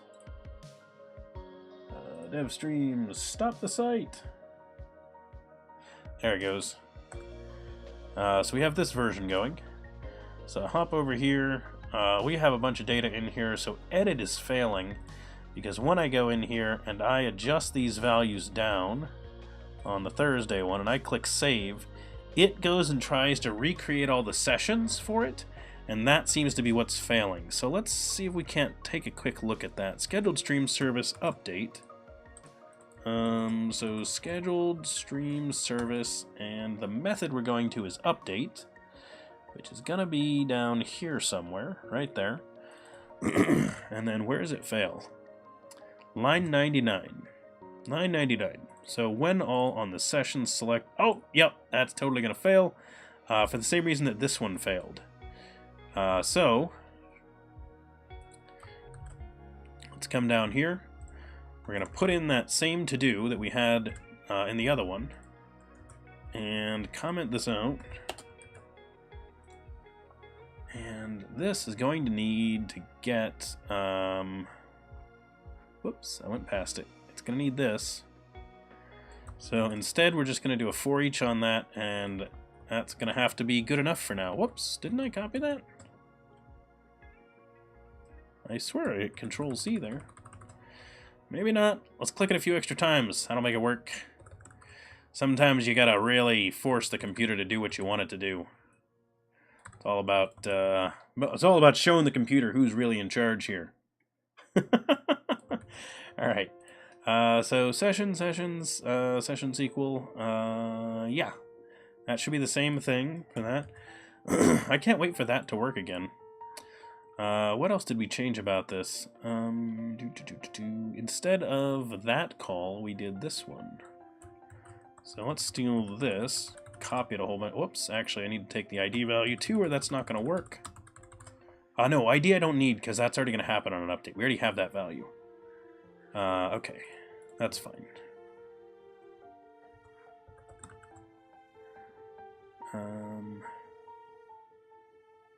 So that doesn't really need to be there. These comment over, this comes back that way. This value needs to go here.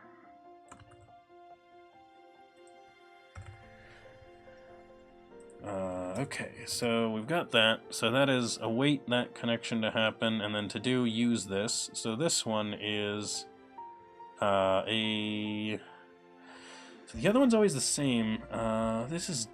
This is delete async on this one? What?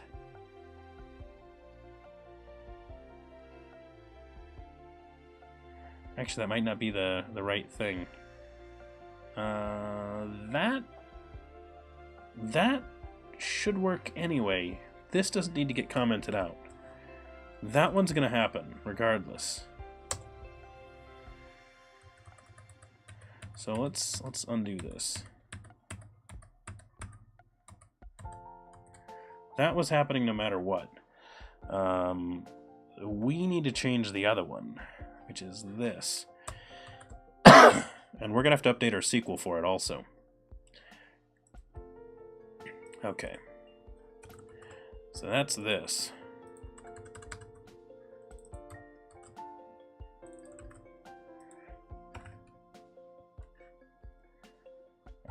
it's going to get a to-do in front of it also.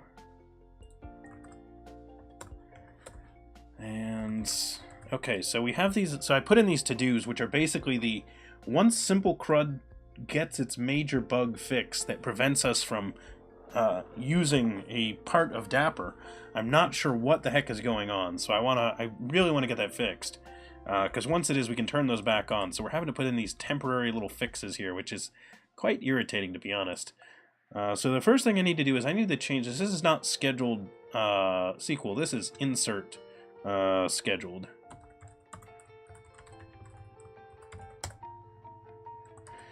There we go. Because this one is going to be different. So we're going to duplicate that line, and this is going to be update.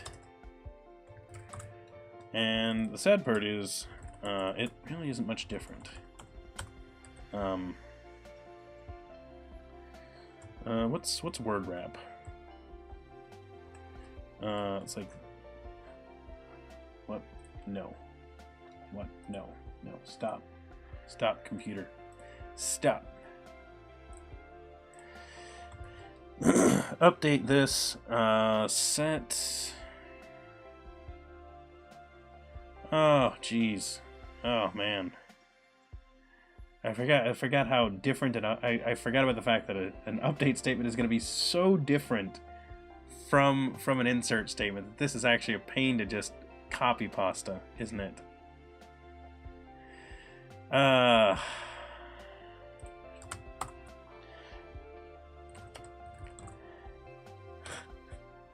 Oh man, that is going to be a huge pain in the rear.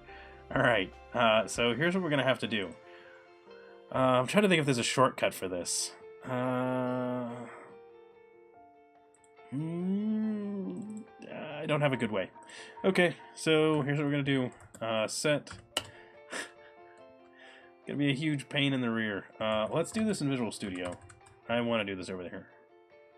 This is going to be less bad in Visual Studio. Sched stream service. Alright. That's going to need an @ because I want to edit it down on the initial line so I can do this. Set channel equal to @channel. Day of week equal to @day of week. Local start time equal to @local start time. And local end time equal to @local end time. Time zone equal to @time zone. And now we need a where. Where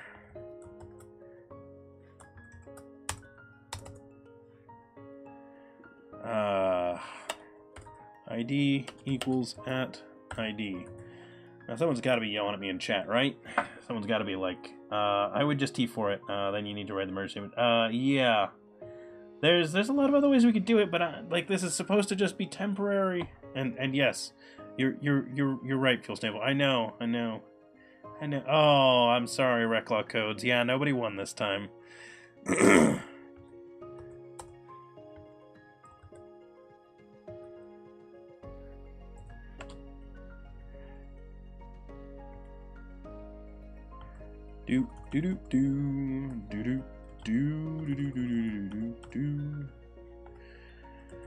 Okay. Update. Update. Here we go. It's this one. The ID value and all those other values should be on there. We're gonna get back the update count. I believe.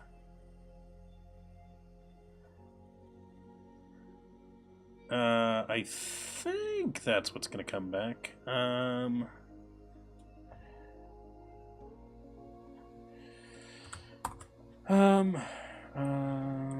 Dapper.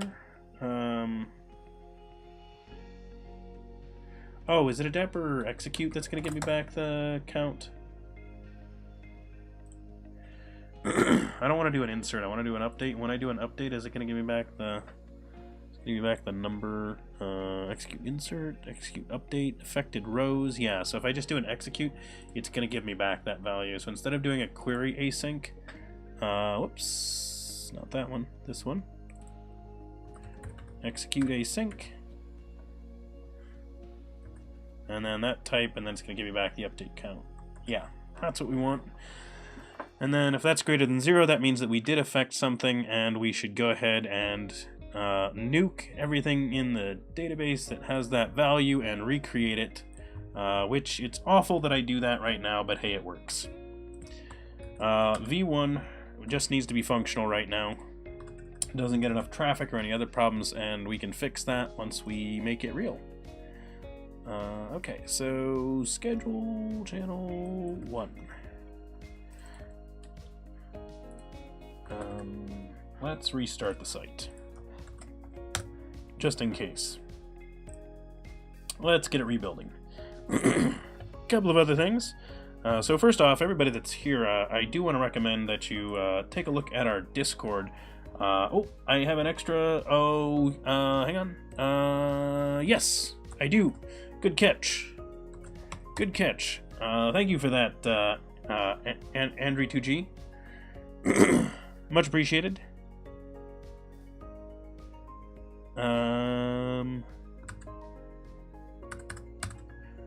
Good catch. Luckily, I've got a pair programmer here to help me out. So the one I'm fixing is the Thursday one, and we are modifying that value right there. Clicking save, and hey, looks like it worked. Okay, so that did save. Did it update the database? That's the question. So hang on. What is 12? 12. Brain, what is 12? Also, 1004. 12, 17. So 1004 should have 17s. 1002, 1003, 1005, 1004. There it is. Wait, hang on. What are 17s? 17s are 5s. Yes, 5s, that's correct. Okay, cool. So it updated, it worked. Fantastic, perfect, data's good. So that is awesome, so that'll fix that. Fix the temp SQL for update schedule stream.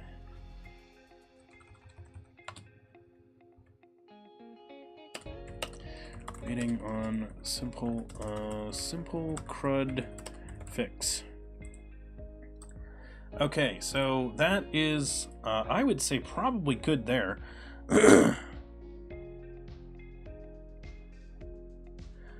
Coding Karma, first off, welcome. Glad you made it, and welcome back. But yeah, the we are trying to make some progress here. We need to get the we need to get simple CRUD fixed. Is the short answer. If we can't get it fixed, we're gonna have to switch to something else, because we're gonna need that functioning. We can't have we can't be like, I don't want to write that SQL for those things. I don't mind writing the SQL for a custom call for something, but if I'm just inserting data, updating data, reading data, deleting data, I don't want to write the SQL for that. That that SQL doesn't matter. That's not complicated. That's just, you know, I mean, literally, there's a reason we use the term CRUD. This is just dumb. So is this. And actually, not technically, I don't need... I could probably just fake it and just use the values, and just as long as you're running, but no, I'd rather do it with the names, but it's still annoying to do it that way. Either way, let's take a look at the website, see what else we can put in here to make it easier for people to contribute. So we want the live now, we got that, we have this piece. The About section has a little bit of information. The calendar page, this is not coming back with data yet, is it? The calendar page needs to come back with data. Do I have time to get that? That's the question. Let's go to the events page again. The events controller, because this is the complicated one. This is the one that actually does some weird stuff. That's going to require that I think. So hang on 1 second.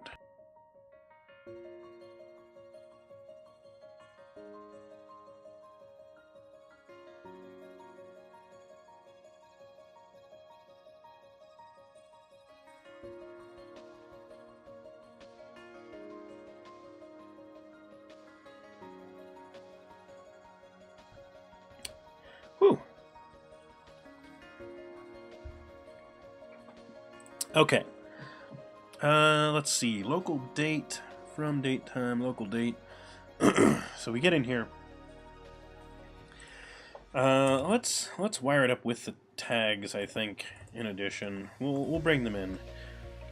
So connect the channel tags to that. That means that the way that this query works is that we're doing a query async on channels, and we want channel stream session, and we're going to have an event result as the ending piece. Let's also have a tag.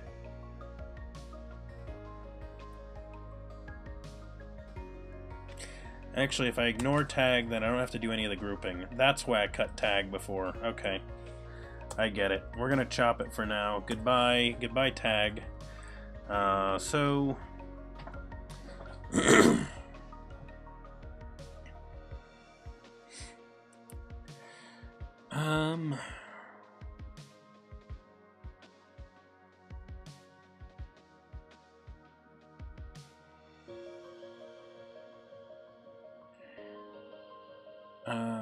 an event result, stream session ID.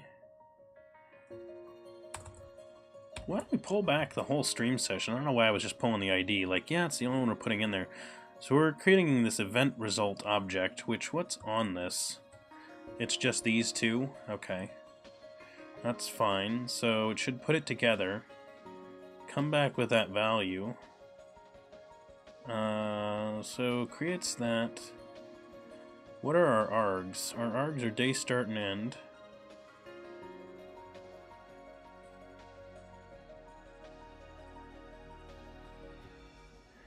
Those should convert to date times and be able to compare.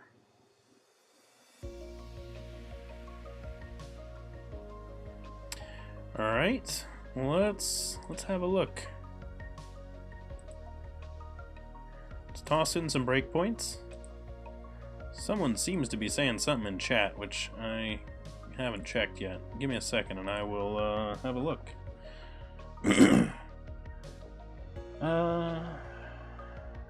Let's see. People say, when I note in the code you use select cascades. Last I was line on the output to return the primary key. What are the pros with the scope identity? The output clause. Oh, there. I'm not sure I could say necessarily which one's better than the other. That's just the one that we decided to use here. I know there are a couple of ways of grabbing that data, and at certain points I know that some of them can be, like, potentially slightly wrong, but it works reasonably well. So, I don't remember the specifics, so essentially the idea is we just want to grab in that statement what the created ID was from that identity value, and that tends to do it. So this is the window it opened, right? Calendars, there we go. Alright, what do we have as our start date and end date? Step one more. Day start, 23rd. That's today. There's a stream today, I think. Well, either way, let's run this. Let's jump ahead for a second. We're gonna choose a day that we know there's one. We know there's one on Monday. We know that we have data for that. Nothing comes back. We also know that we have data for Tuesday.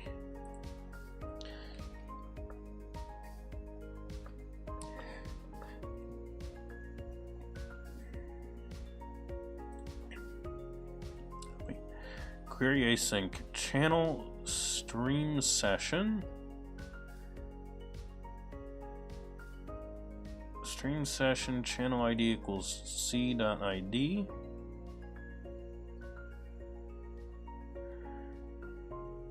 The end time is greater than the beginning of the day today, and the start time is before the end of today.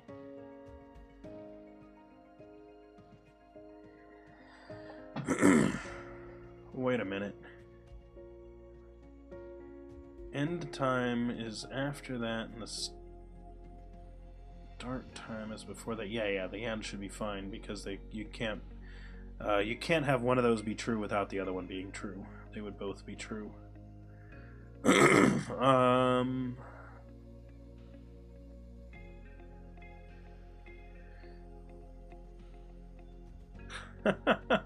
SMD's still winning the rock, paper, scissors in chat, huh? Yeah, we do have data right now, Janiscu. We definitely do. I'm curious why that breakpoint's not catching. Let's check this. Make sure there's nothing weird with it. Make sure we didn't screw up our query. That is possible. New query. I do swear it's not rigged. Oh wait, we're top oneing. That's funny. Day start. 2018-02-26. 2018-02-27. Whoops. End the quote. No data. What? Well, we found the problem.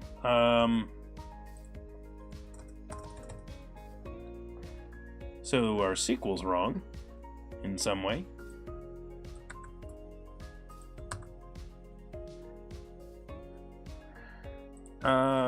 Let's do this.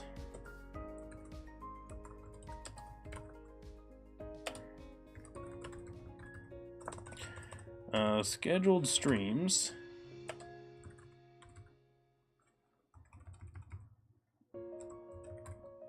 We'll call this a session. That'll be a sesh, that'll be a shed on shed.channel ID equals c.id. And this is going to be instead on shed.id, and that'll be scheduled stream ID. So we're going to do this. Whoops. Nope. Not doing that. Whoops. And that is going to be sesh.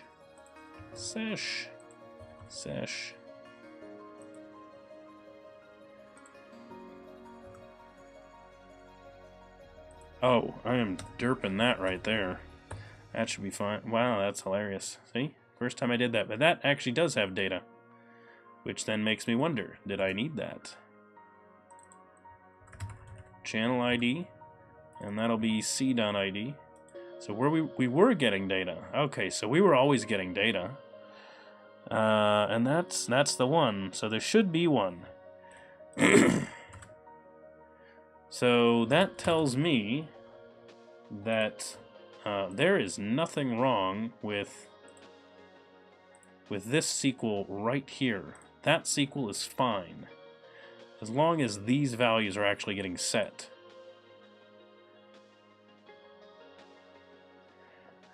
Yeah, thank you, Big House. Yep, you were totally right. Hi, BLTPL. Which maybe that has a way that you're supposed to pronounce it, but welcome. Greetings. This channel, we are a live coding stream. We do a lot of community-based projects here, a lot of open source stuff. Everything we do is actually stored out on GitHub. Most of the tech that we use is the Microsoft stack. We do a lot of C# as well as JavaScript.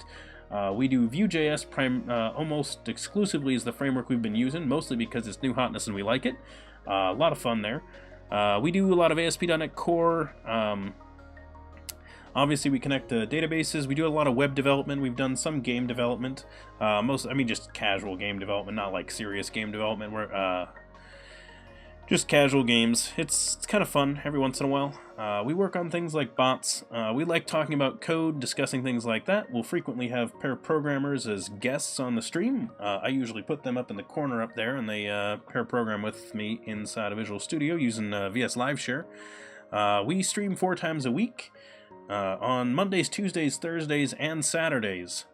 So lots of good stuff in here. And if you're wondering, like, do I answer that every time someone asks it? The answer is no, but I hadn't mentioned that in a while on the stream, and I usually like to, because there's potentially new people in here that don't know that. So, our channel's been around for over a year now. We've done like 170 streams or so. I think this is stream 171, something like that. Probably, it says it in the title down in the video. But by video, I mean stream. Yeah, this is totally not recorded. But if it's recorded, then how did I know that you asked that question? It's the aliens. Anyway, let's see. So query async. So what are we doing? We are doing... So this is first, second, and return value. So we're pulling the channel, the scheduled stream, channel, scheduled stream, and returning back an event result. And you're telling me that those values don't get set.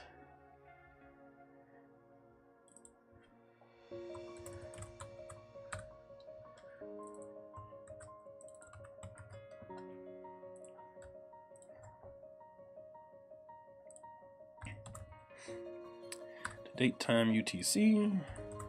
Date time UTC, just in case. I'm just gonna do this. I'm worried that's what's killing us. So we're gonna go ahead and run that, see what happens. Other things to mention, if you are new here, I really do recommend that you join our Discord. It is an awesome community of developers who are interested in all kinds of cool stuff. Events, 0. Why are there 0 events?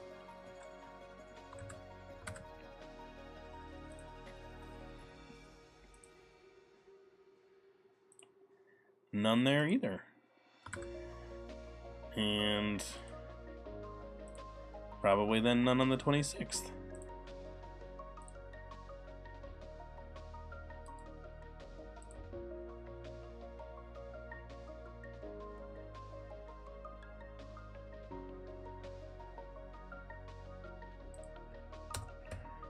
That is args, right? Yeah, object parameters.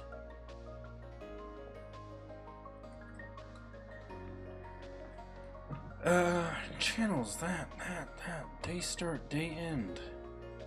What the heck is going on? That should totally work.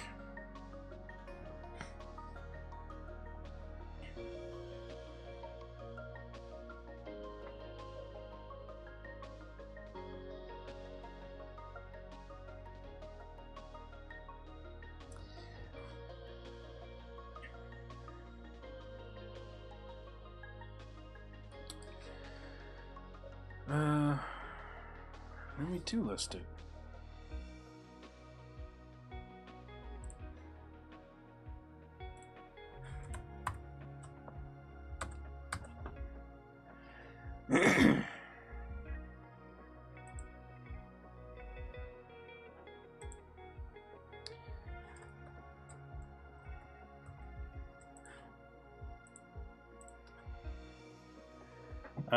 Riley Dumb, hey, we are working on our DevStreams website today, which is our community website for developer live streams. We want to have things like our calendar so that people can find out which streams are live at any given time, so you can find future event streams that you want to look at, not just what's live today. Though we do want to show what's live right now just because that's a nice, convenient thing. But then there's also the words. In addition to that, we want to be able to let you find things in the future. So also then, if you run a live stream, we want you to be able to post that and have it have that information available for people so they can find out both about your stream, learn a little bit about what you like to do, what kinds of tech you work on, and then also be able to find when you're streaming. So if you are a developer that likes to watch streams, say on like Saturday afternoons, Saturday evenings, something like that, you can find out who's live during that time, and you know, choose I guess live streams that interest you, so you can get involved in things. So so why isn't that running? So potentially I could just pull all the data.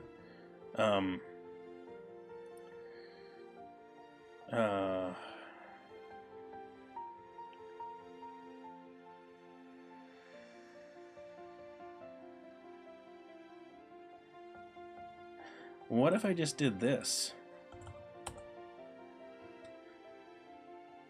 Will this work? Can I do this?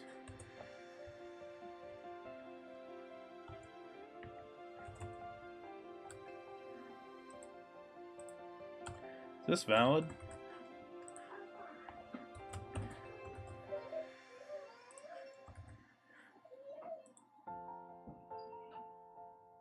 I do wonder how much of a crying one-year-old you guys could hear there.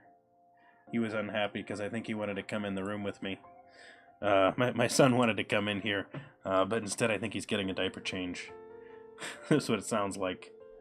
Yeah, no problem, Riley Dom. Yeah, that is what we're working on. It is an open source project also, so if that sounds really interesting to you, we are open to contributions. So if you wanted to help us track down, you know, what the heck is going wrong right here, we would not complain. Or if you just wanted to work on new stuff, that too. Yeah, Coding Karma. I could hear him commenting that he said something about data and wanted to come through the door to come in here. And then, of course, he got picked up, so I can hear him, like, yelling in the background, because, you know, the worst thing in the world is having to get your diaper changed when you just want to go hang out with Dad. And probably bang on the key. He likes hitting the keyboard. Because, you know, keys, they're fun. So, no events. Why? Why are there no events? Select CStar, select channel star from channels and join sessions. Where that? I'm definitely not filtering them out. Those are totally valid. That's going to come back with data every single time.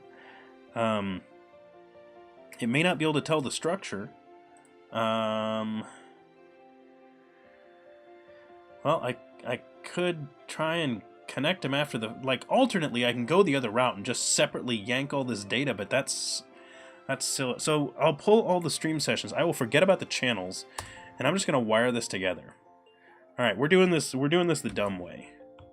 Alright, we're just gonna do this. We're just gonna select star from stream sessions. We're not gonna worry about channel ID. We're just gonna say we're that and that. And then this is literally just going to yank out stream sessions. So query async stream session.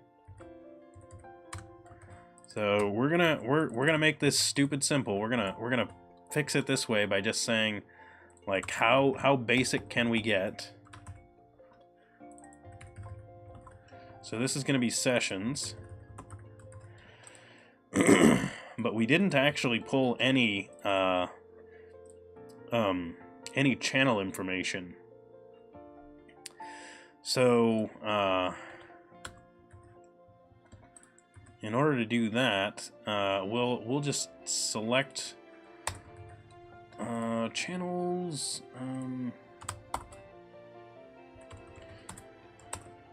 Oh, am I? No, I'm not on the right one. Hang on. Nope, that's not the right thing either. Brendan, open the right window. There we go. Dapper, select, ID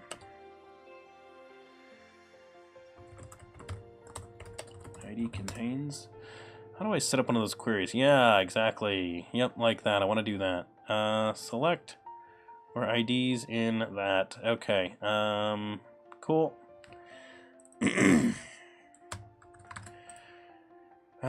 So we pull all the sessions, and instead of being SQL, this is going to be const channel SQL, and this will be session SQL. Whoops. So this one is going to get used here, and then this one is going to get used here.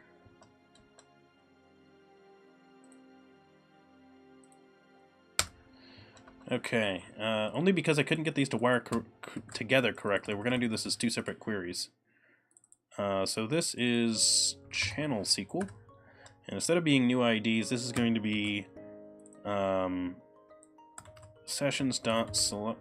Wait, hang on. What was that? IDs, yeah, because we called it IDs. So this is going to be select. And now here's the trick: is you still gotta new this thing. Or no. Wait, this is. Wait. Brain work. It's an object with an array that is that. Yes, do this correctly, Brendan. So this is channel args. So this array is what needs to come from the select. So this needs to be selected. So this is sessions dot select x dot id channel id, and then this needs to array. We'll do, which I don't think it has to be an array. I think it could be any collection, but we'll array it just to just because we know that it can deal with that type. Whoops. Okay, so now we are supposed to be returning back sessions. So this is not results, this is channels. So channels is going to be the smaller collection in this case, I think, because it's possible that you could end up with a single channel with multiple sessions in it.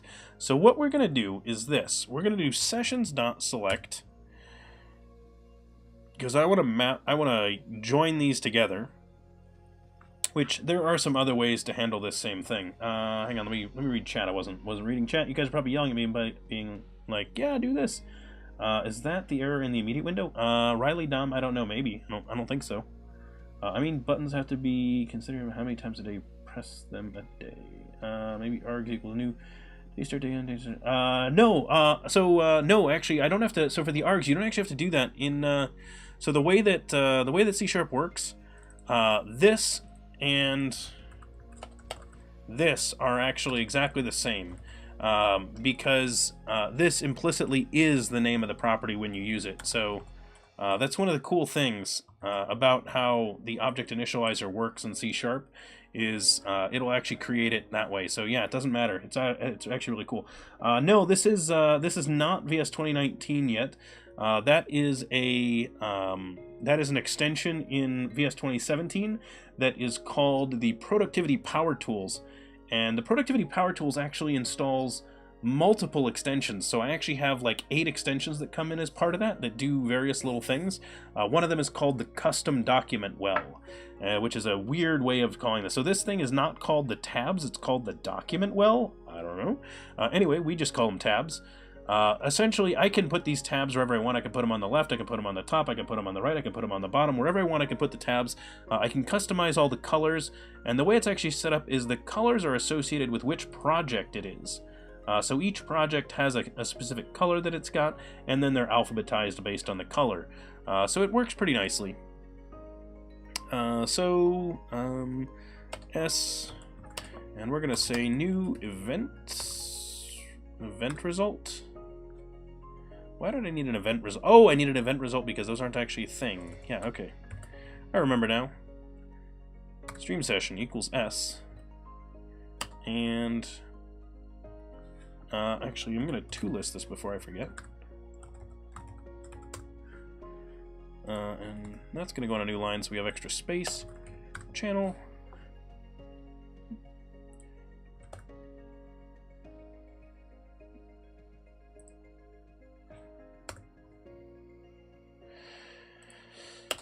Channel equals channels dot single. These better all have it. Where C dot Did it not know this type? Channel. Canal? Channel. We know how words work here. ID equals s.channel ID. There we go. So we're going to grab the stream session that way and the channel this way. And then we have that as a pair. And oh man, I really wish that this code had worked better the other way. I liked it much better the way it was. It was weirder, but I really don't like having this custom stuff in here. It's strange. So let's go ahead and stop the site. I'm going to try running it out of here because I like to. Because I'm weird. Riley Dom, hey, thanks for that follow. Much appreciated. I'm glad you've been enjoying the stream. Whoops. Something's... oh, I bet the site's still running in the other one. Kill the site. We're going to try it again. Oh yeah, Riley Dom. It's quite fun. I do like it. It's as I said, the productivity power tools is actually what it's called.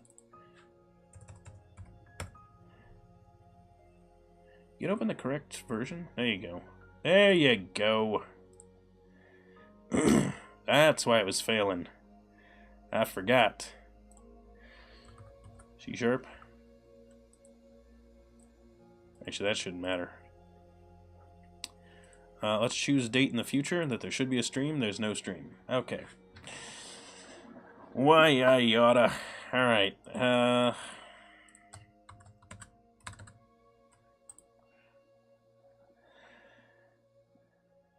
Let's do that. We're going to debug into this again. Yeah, so, hey Nava Styles, welcome. I can just tell you a little bit about the project. We are working on this community site here, where we want to be able to have a lot of useful information for developer streams. So we codenamed our project DevStreams.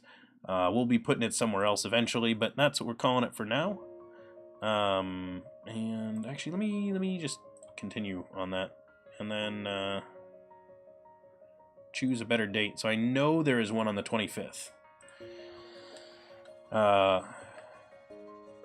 So it's an ASP.NET Core project. Ooh, wow, that bombed? What? How did that bomb? Oh, SS isn't anything. Derp. Derpy derp, herpa derp, herpin, derper, herper, herp, derp. Yep, that would bomb. I totally get why that bombed. Select star from channels, where ID in IDs.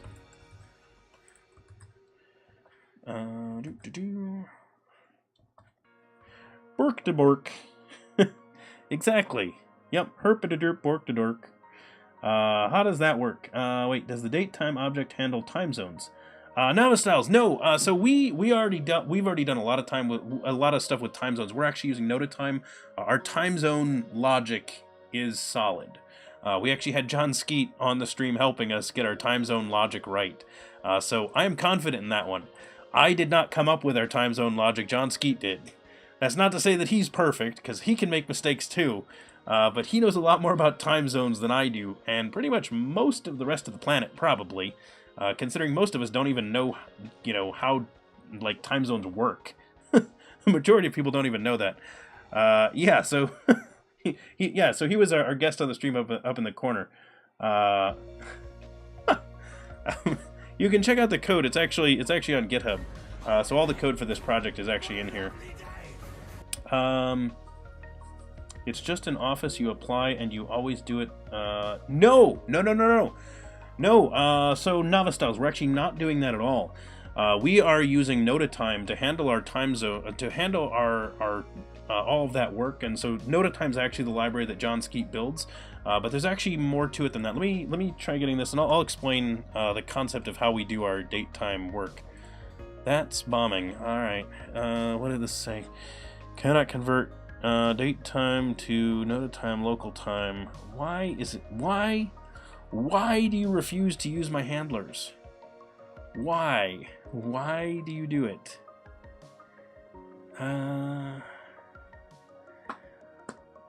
Error parsing local time to date time.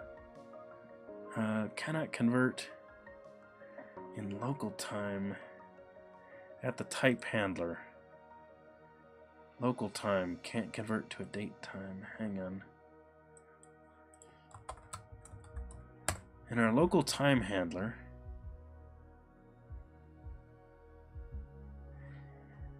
cannot convert local time to a date time.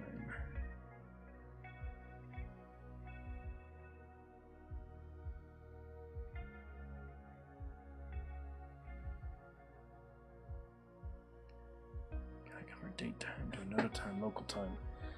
So we're hitting that. Wonder what our object value is then. We must, something's weird there. Oh, Navastyle, sorry, I think you got, yeah, link to NodaTime. Yes. That is a legit thing. You're converting to time, not date time. Yeah. Ooh, good question. Am I pulling out the wrong type?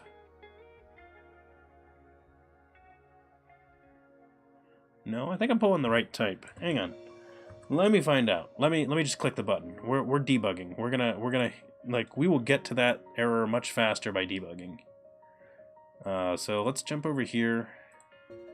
So when I go there, this is the one that should get us that. Okay, so local start time. That's a local time.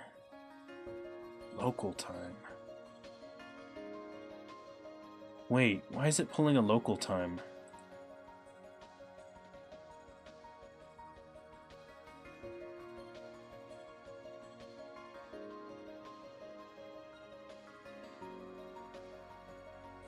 I don't think it should be pulling a local time. Get channel schedule. Scheduled stream service. That's a different thing. That error in the immediate window is not the error. So I was being silly. That's not the problem. That immediate window is a red herring. Because that's not really the error. So let's do this.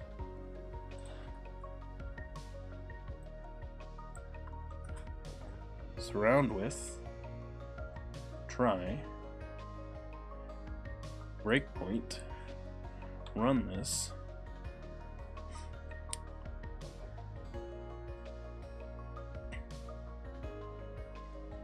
We're gonna hit the calendar page again. Go in here, hit F5. What's our exception? Incorrect syntax near stream sessions. Well, that's silly.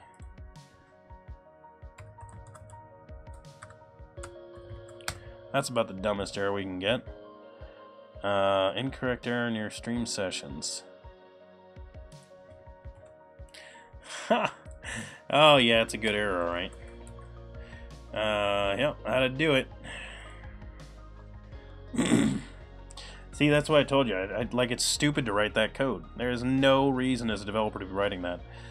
So, next step, once we get this working, because I'm trying to just put this back in place. So we switched our whole system. We were using EF Core for all of our data access, and we're switching it over to Dapper.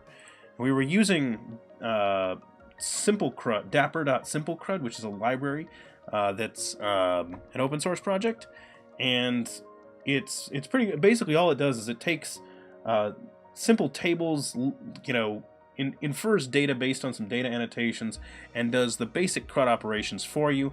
Essentially doing these types of calls and just basic stuff. Makes simple calls easy, so that you don't have to write the SQL for those, because there's no sense in it. And then, because as there's really no reason to have to do that.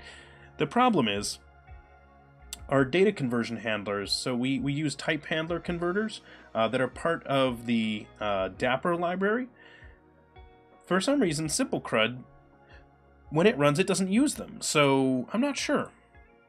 Something's going wrong with it. Alright, so here we go. So here's our new error. e.toString. Let's take a look at the new error. See what it is.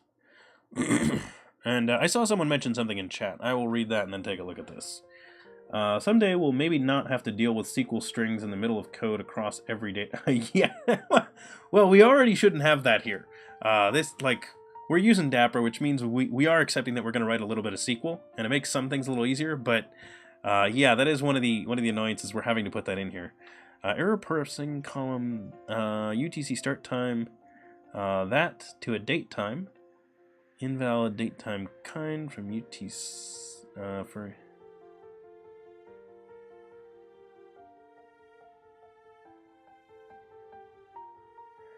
Wait, what?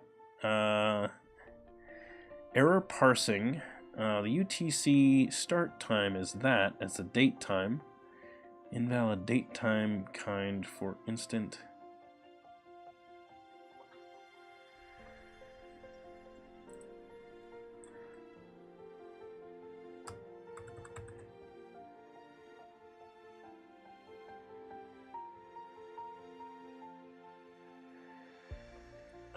Instant handler. So we're in the instant handler. Okay. Let's open that. Let's debug in the parsing, which is here.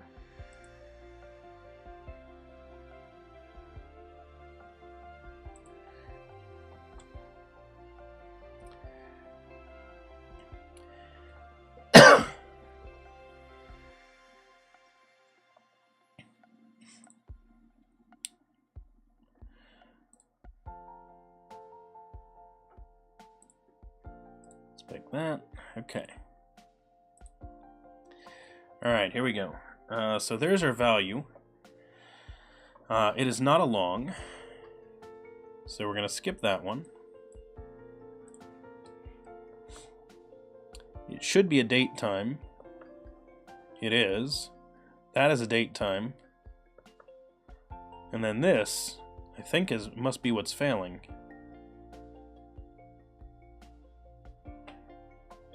So this must be where we fail when we do a from date time UTC? Yeah. That's where that fails. Okay.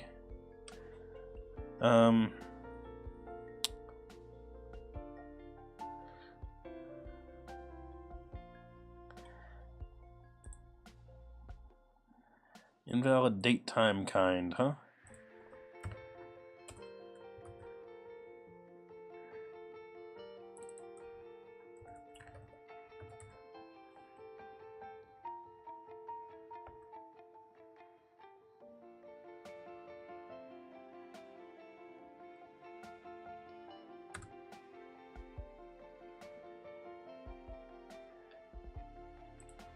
This doesn't have a kind of UTC. Okay. Date time kind equals...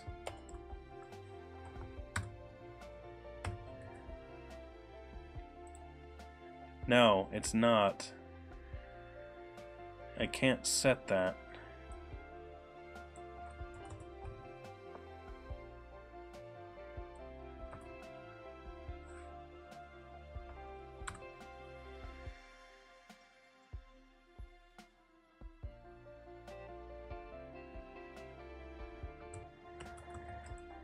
I know that's already a UTC, so that's kind of confusing.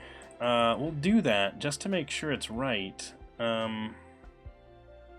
Because we didn't use a date time offset, we used a date time. We know it's in UTC because we put it in UTC, so that should be UTC. Like, we put it in there that way. It came from an instant.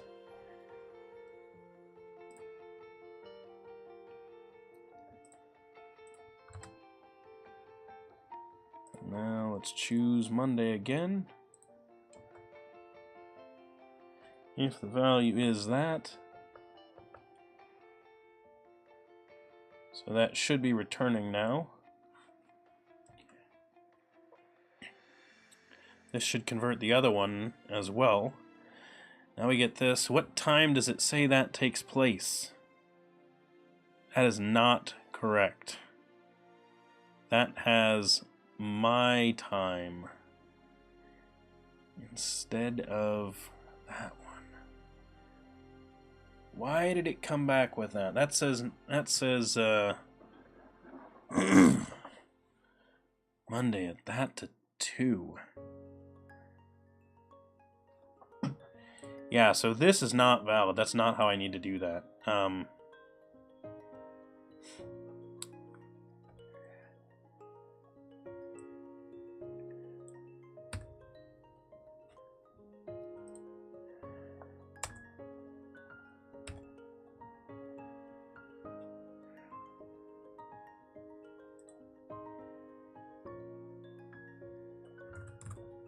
I mean, alternately, I could just grab the values and be like datetime dot year, month, day of month, etc.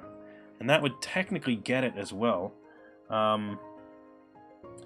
Make this. I technically could do each. I could do these as a switch instead of an if, and the pattern matching would still work just fine. Shouldn't you always be passing around a datetime offset instead of a date time? Yeah, so we were just using a date time in the database, so we could, but we stored it as a date time instead of a date time offset. Yeah, the thing is that exactly. We didn't have the offset. My understanding of working with store what you yeah, so that's actually not exactly how we're doing it. I just needed to understand that this is... I need this to come back and understand that it's already in date-time format.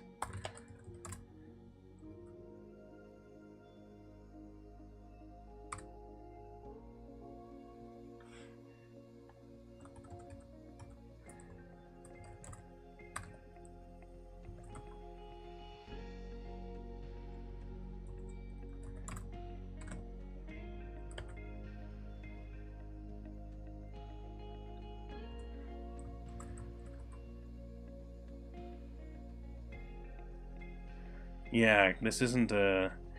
This doesn't have a kind of UTC. Oh, man. So it creates this, and that's not the correct type of date-time object. I guess my alternate option is to switch to a date-time offset and just not even use this. And then we could get around it that way.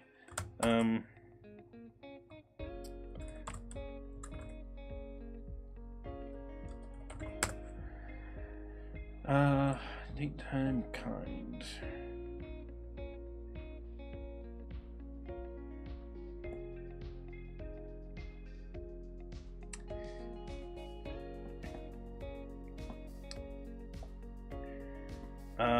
Wait, hang on. Okay.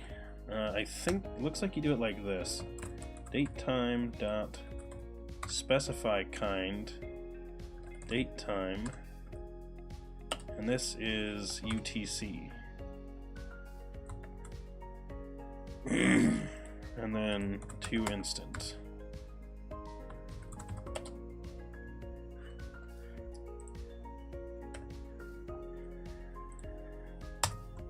So, looks like we do it like that.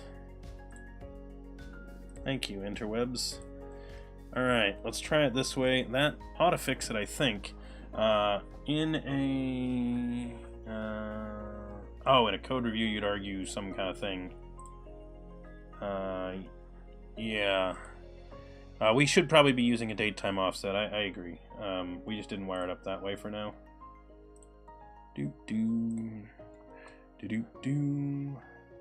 Hey, Monday, 1900. Perfect. Okay, cool. So that's working for now. That since this is public, it runs into the risk of other people not understanding that they absolutely must pass a UTC datetime. No. That's not how that works. That's not how that works. Also, another instance of this class might have a parse that assumes Swedish time or whatever. No. Yeah. We're actually not handling it that way. Everything is actually handled with NodaTime, and we keep careful track of time zones and what time it is. So what you don't actually realize is that we are tracking the time zone information. So let me show you. So just to be clear, we are actually storing local time values as well as the time zone value. So we're actually doing, so when someone enters this into our system, they are not entering it that way. They are entering it like this. let me show you. This is going to be localhost 5000 advance. Yep, go. So when you add an item in here, you go in here, you go to create, you have a time zone that you already selected. When I selected this when I created my channel, I choose what time and I enter it in my local time. And then we take your local time and we do everything with that. And then when we're calculating the future events, all those calculated events, we store them in UTC. They are all created using your local time. And we actually maintain a record of the local time selection you made, so that if we need to alter, adjust, or anything like that, we have both the record of the time that an instance happens. So my stream happens on Mondays at, so for example, we need to fix the styling of that, but Mondays at 2 to 4 p.m., that is my stream time, locally. So when a daylight savings time shift happens, that data needs to change as well. So I will show you what that looks like in our database, because you can actually just see that if I open up this data. So these are kind of small, so it's hard to see here. I don't know if I can, nope, I can't zoom that. But basically these records here, you'll notice that my stream starts, so these are the Monday ones here. 7 p.m., 7 p.m., and then on March 11th, suddenly it starts at 6 p.m. because we've accounted for daylight savings time even. So yeah, we're adjusting for that. And then in addition to that, we actually have a record of what version of the time zone database we're using to create these. So if, say, in 6 months, the United States decides that they're going to shift daylight savings time at a different point in November. So over here, the time zone shifts on November 4th. Maybe they decide they want to shift that a week later. We have a record of what time zone database we use, so we can nullify these. We can basically throw out these records and say, hey, we need to recalculate because the US changed how they do things. So essentially, we can just change out our time zone database anytime things change. So, yep, we have full records of all that. That's why I mentioned earlier, like, no. Time zones are complicated. We weren't going to mess that up. Literally, this was the suggested structure to store it as. But like John Skeet recommended this one, and so I'm like, yep, okay, I'm on board. Like he was on the like he was literally typing in Visual Studio building that code. So I'm on board with that being the way to store it. And welcome. Thanks for that follow, Secker. I apologize if I just butchered your name. Let me know and I'll try to say it better if I totally messed that up.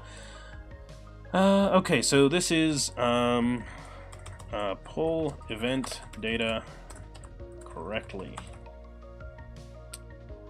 Let's say fix event data.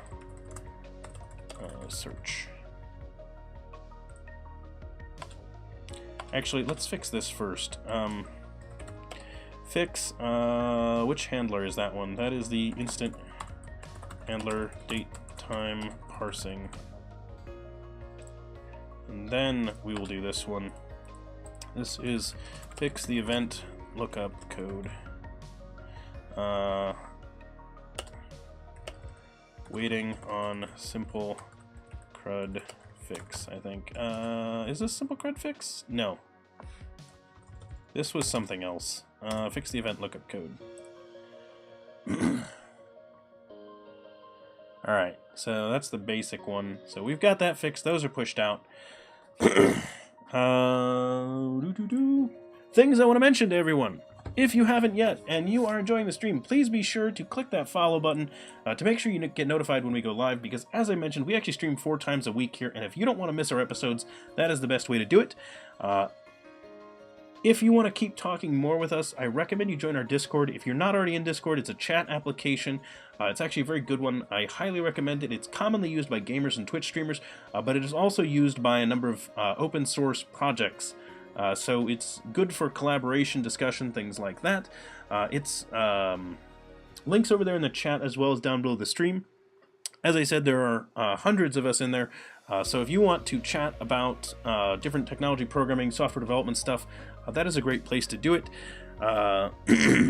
As I said, you want to make sure you catch our shows, but if you do miss them, we actually have them all recorded. They're here in the video section on Twitch. You can see that above my head. There's a link to the videos, but we actually have archives of all of our episodes going back all the way to the beginning. I think I mentioned earlier that we are on episode 171. And Lemon! Lemons Galore, welcome! You made it to the episode. And that is a 3-month resub, so that's some hype right there. Thanks for that resub, and I'm glad you're enjoying the stream. So, cool thing, Lemons, since you just got here, you may not know this, but because Twitch upgraded things, and we are a channel that is big enough, we are able to have a second Tier 1 emote. So you actually have access to the derp emote as well.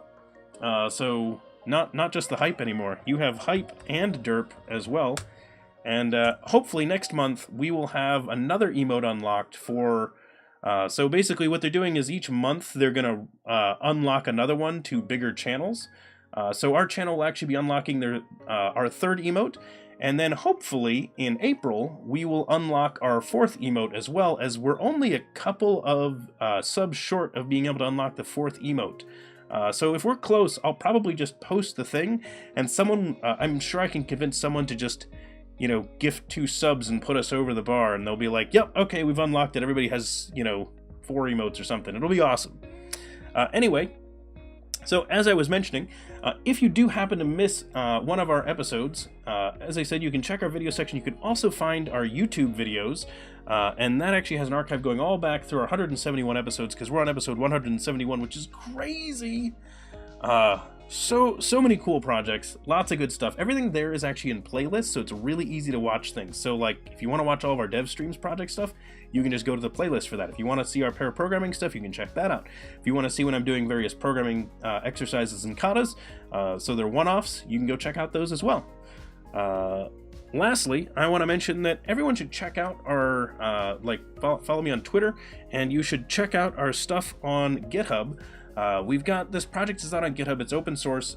What I'm going to do after the stream today is I'm going to merge in these changes that we've been working on. That way we can open it up to everyone else. I'm not totally done with this, but I do want people to be able to collaborate on this. So what I'm going to do is I'm actually going to merge this in. The site's not deployed anywhere, so we're in a fairly unstable state until we do that. Once we get it out, deployed once, we will have our master branch with our minimum viable product deployed, and we'll create a dev branch that'll be the more volatile branch, where we actually build stuff together. So I want to open it up so that we can get more contributions, because I know there's some people that have been waiting to add stuff, and I've had to say, like, hang on, we're in the middle of shifting over our application from being an EF core application to a Dapper one.